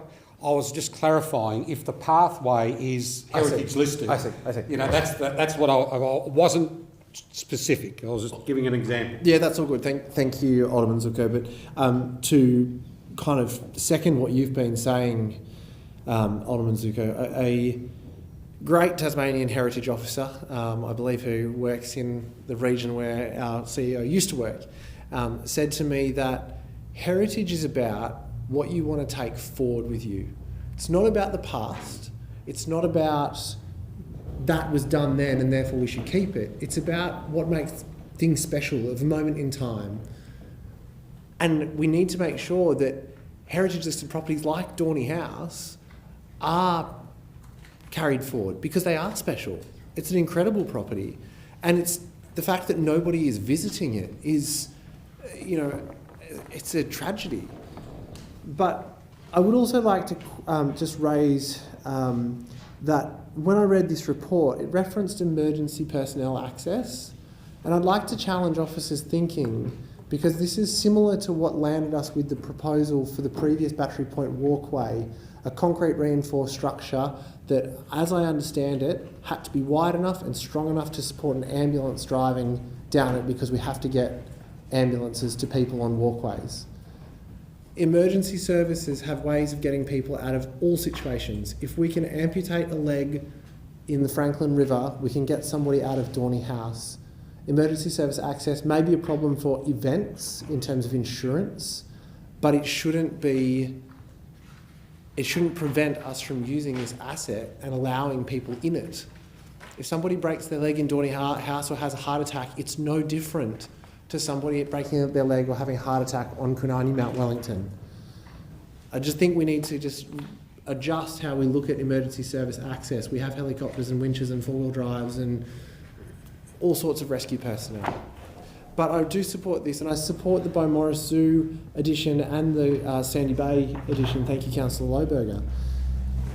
I've had conversations with the Australian Medical Association about their desire to plan for a second hospital that is close to the current Royal Hobart Hospital. We all know that the CEO of the AMA is ex-Premier Lara Giddings, who made the decision not to use Macquarie Point for a hospital. And now, in her role for the AMA CEO, she is attempting to make up for the sin of leaving the Royal where it is by advocating for a hospital close to town. And Alderman Zuko, they think that that site around Beaumaris Zoo is appropriate for a second tertiary facility that's close enough to the current hospital. So, and equally, the idea of a grand Christmas show at a Maya Music Bowl is equally appealing. This site could have very many uses, but what it can't be used for is this is where we last saw the Tasmanian tiger, therefore we shall never touch it again. We can't have sites like that. We can't approach heritage like that. Let's build a hospital or a Maya Music Bowl and put a sign and some interpretive artwork that says, hey, did you know this was the last place that the Tasmanian tiger was? So people come there and they actually know that that was the place where the last Tasmanian tiger was, rather than the current arrangement where nobody goes there, so nobody knows. Thank you for bringing this motion again, Councillor Elliott. Further discussion? Thank you, Lord Mayor. Look, I've found the discussion quite interesting and enlightening tonight in terms of what elected members would like to see these sites used for. I think we just have to keep in mind what lens we're looking at the land, and although I acknowledge the architectural nature of Dorny House, I think it's probably best described as a land banking site that has, environmental benefits to Hobart, as well as maintaining that skyline and restricting the building envelope, which I think is important in our city that's surrounded by bushland. So I don't want to see just the focus on the financial value and the asset or the architectural building itself, but on its intended purpose, which is the purchase of the bushland. I'll be supporting the motion tonight, but I just want to perhaps just throw it out there. What we're actually starting to talk about is an asset management strategy and looking at grouping assets together. So we've just named a few assets tonight that we think need another look, but there's potentially more out there that should be on the list. There's potentially less. They're potentially quite different. If indeed the Lower Sandy Bay house is placed in a trust and can't actually be sold, then it's a bit of a misrepresentation. But we'll find that out when the report comes back. I think we should just be careful as elected members inundating our offices with these kinds of requests, and perhaps there's a more generic approach that could be provided to us in the report for dealing with these assets. I note in the administrative response to the motion that it does actually say that the officers will visit the site and provide a report. So am I correct, CEO, through you, Chair, in my understanding that whether or not this motion was approved tonight, that the intention was still to visit the site and provide a report back to Council? Look, that was... So Councillor Elliott raised this with myself and Mike Reynolds after the audit panel meeting a week or so ago. So we arranged to go and have a look at it after that, and then the motions followed that. So no is probably the answer. It wouldn't have been. Thank you, CEO. That's really, really helpful, and I'm so glad that it's before us tonight. And as I said, really happy to support it. I think it's really important, but just making sure that we don't, dilute it by tacking on too many different things that push our officers in different directions and then water down the result of the report and therefore the intent of the original motion. Thank you. Any further discussion? I say a few words, and I know it's getting very late.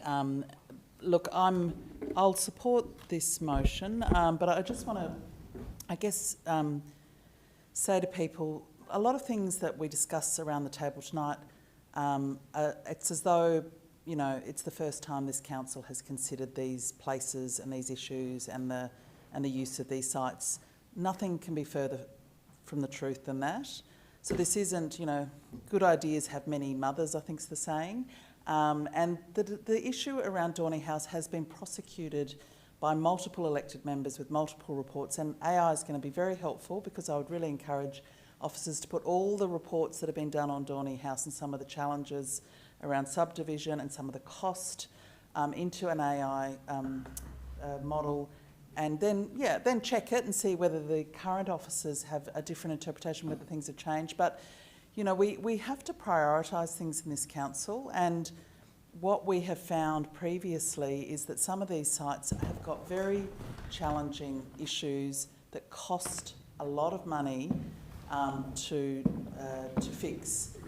We have gone out for EOIs before, and I'd really support going out for another EOI because, again, times do change. But previously, the EOI processes haven't delivered many organisations ready to spend the money and to do the activation because, again, there's challenges. So it's not because of laziness or oversight or just not looking at things sensibly or strategically. It's because it has been done, but there are certain hurdles that can be overcome if we had endless amounts of budget and endless amounts of officer time. But I just want to encourage people to remember we are 1 month into our annual plan, and none of this was listed in the annual plan. And this is, this sort of, to come up with great ideas for these sites is a whole new piece of work, and let alone the capital works to kind of put it together. So, as I said, I think it's time for an update on Dorny House, but I just want to encourage people to acknowledge that there is history, a lot of history on a lot of these places, and a lot of passionate previous elected members have asked questions and asked for reports, and so I'm hoping some of those will be useful to reduce how much time goes into this, but that we can, have a fresh set of eyes. You guys might see something that previous officers didn't, but it certainly has been explored in depth. Councillor Elliott, did you want to sum up? Yeah, I will just quickly, thank you.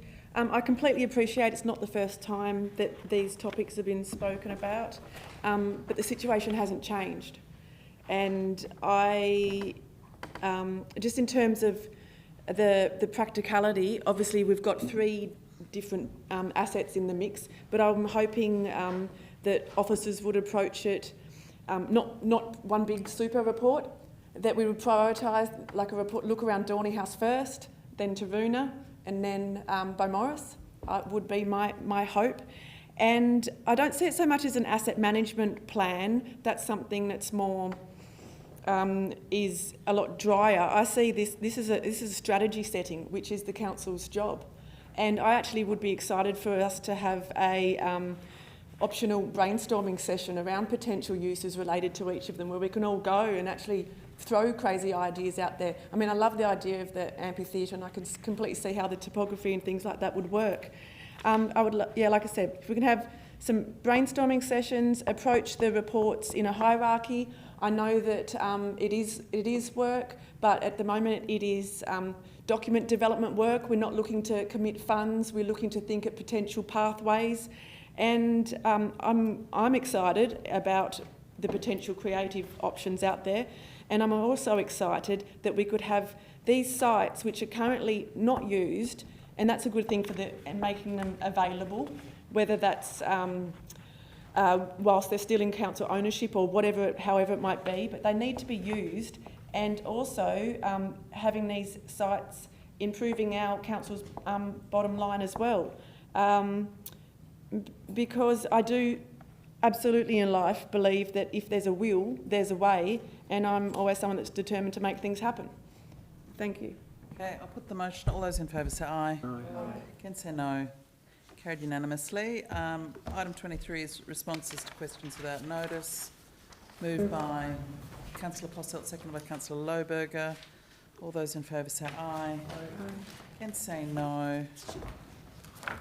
Motion's carried. Item 24, are there any questions without notice? Alderman Bloomfield.